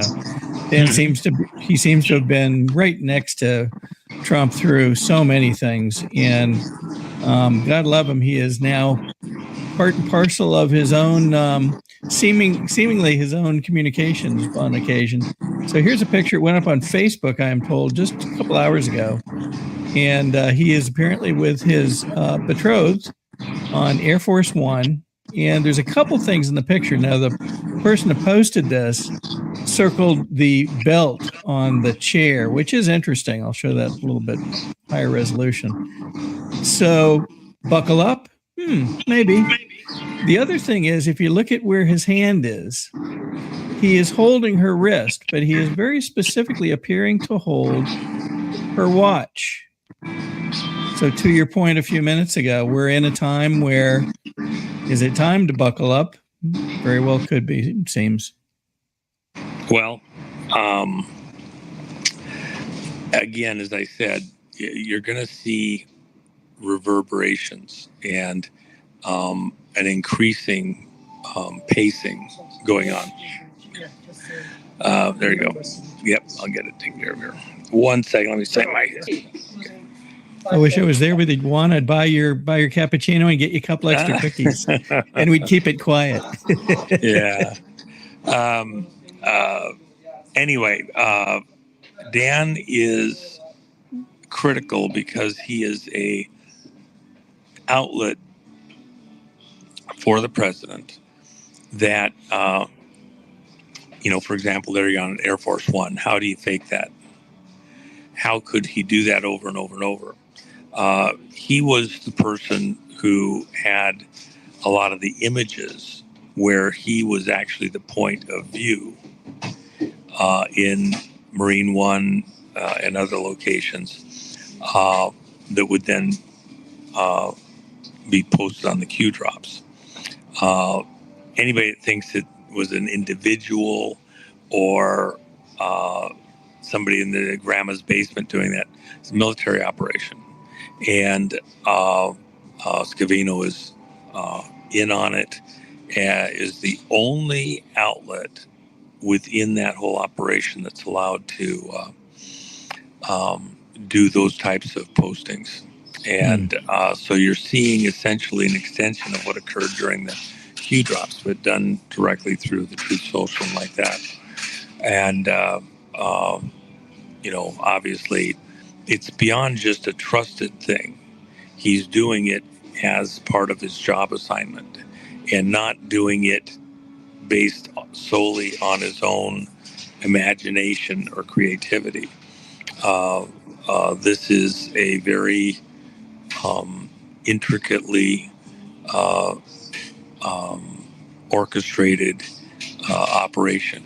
And so you're getting, communications, pay attention, that are intended to give people confidence that this isn't haphazard, that there is a plan, and that the plan is going according to schedule. And so there's a lot of little things. For example, the 11.3. There's all sorts of 11.3s. The president's number of followers on his Truth account, the time that Scavino posted certain things here just recently was 11.03. Very, very important number within the Q operation, and letting you know that it's all coming online right now. So it's brings all of those earlier posts past, proves future. Future proves fast. Was the Q operation legitimate? When you see those posts, future proves past. So anyway. Well, Juan, thank you as always for making time to try to bring us a bit up to speed and give us a better understanding of some of the mechanics that are going on right now. It should be, as you say, it sounds like it's going to be a continual acceleration of things in the coming weeks and months. And well, the one thing I would ask everybody, be in prayer for Tina. Her moment of relief, pawn to queen, is coming very, very shortly. I can guarantee you that's the case.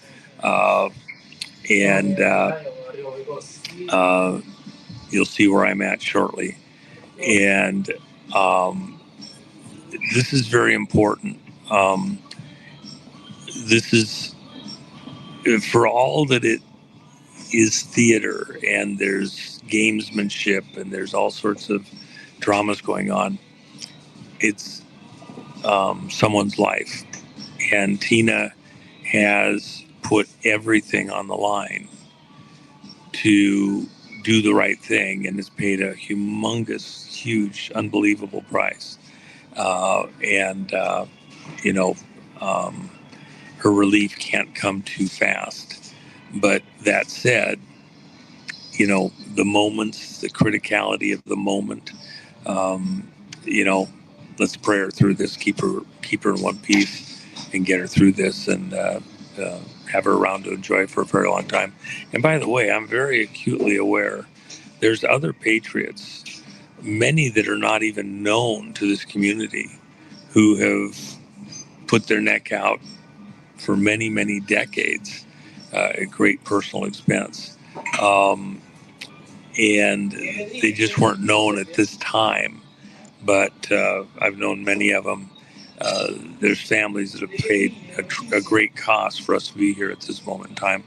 I have a lot of respect for that, and I praying for a number of individuals and their families. Tina, though, is iconic, emblematic of this moment tied into the vote machines, and the reasons why President Trump must declare this national emergency around elections and then issue the executive order concerning how the elections are going to be run henceforth for 2026 and 2028 and probably beyond. So we're at a critical moment. We are indeed. And we appreciate you being with us.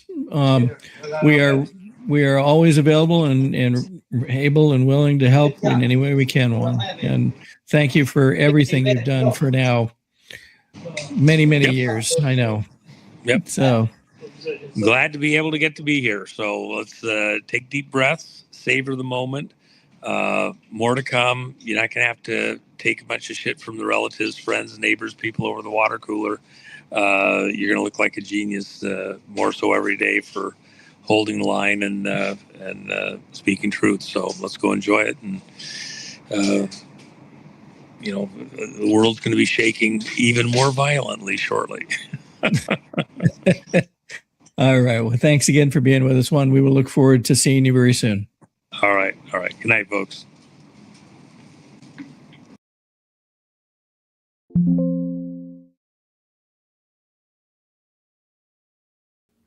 All right.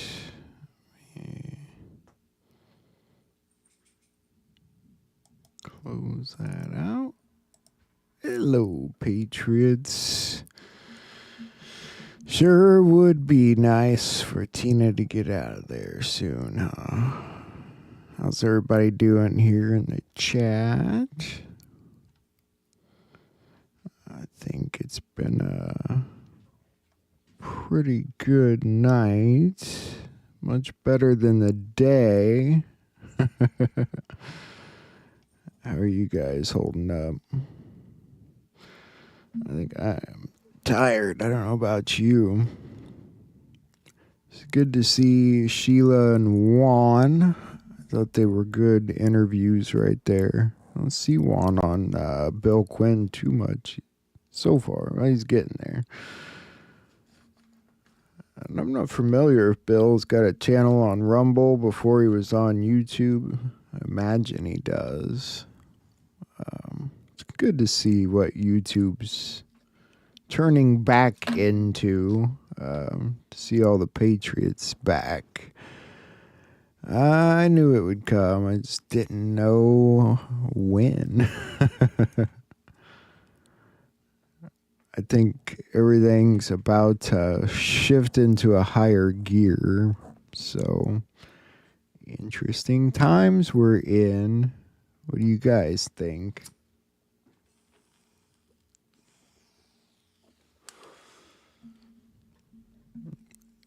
Yes.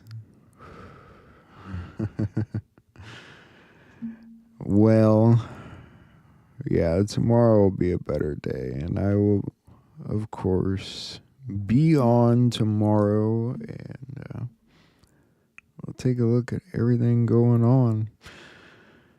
The comms have been knocking it out of the park. It's not me. The comms are great lately. They're amazing. President Trump's on it. The White House is on it. Scavino's on it. Stephen Miller's on it. I mean, they're all just on top of their game right now. So I am fully confident in where it's going. I hope you guys are too.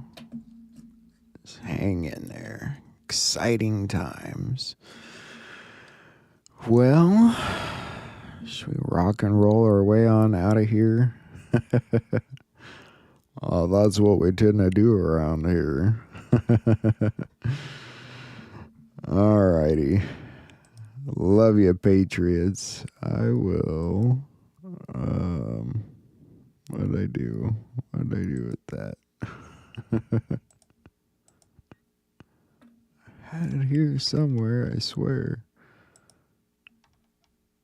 Where'd our rock and roll go? I think this might be it. And I heard, as it were, the noise of thunder. One of the four beasts saying, "Come and see." And I saw, and behold, a white horse.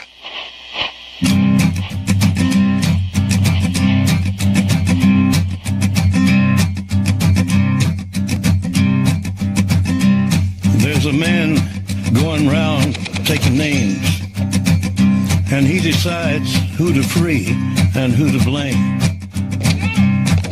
Everybody won't be treated all the same. There'll be a golden ladder reaching down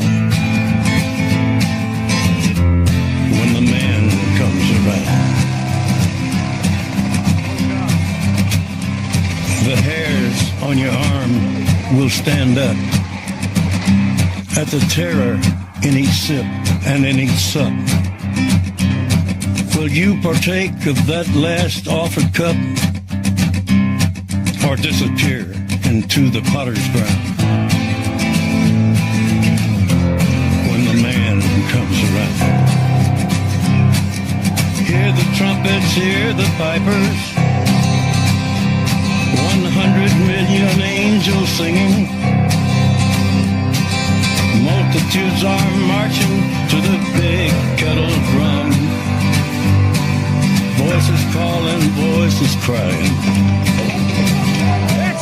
Some are born and some are dying. It's Alpha and Omega's kingdom come. And the whirlwind is in the thorn tree. The virgins are all trimming their wicks. The whirlwind is in the thorn tree.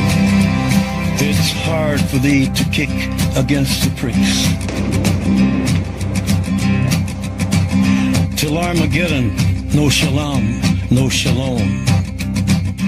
Then the father hen will call his chickens home. The wise men will bow down before the throne, and at his feet they'll cast their golden crowns when the man comes around. Whoever is unjust, let him be unjust still. Whoever is righteous, let him be righteous still. Whoever is filthy, let him be filthy still. Listen to the words long written down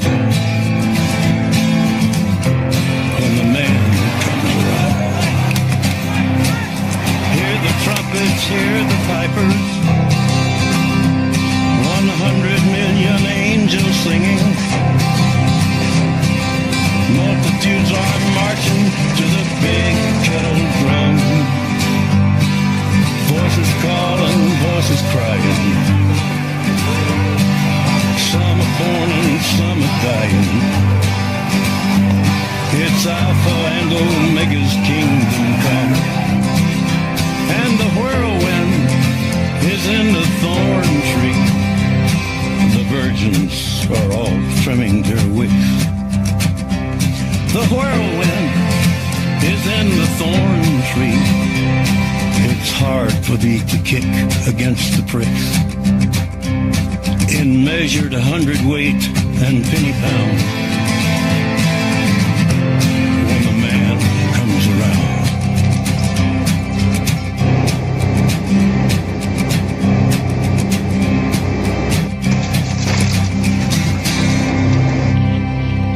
And I heard a voice in the midst of the four beasts. And I looked, and behold, a pale horse, and his name that sat on him was Death, and hell followed with him.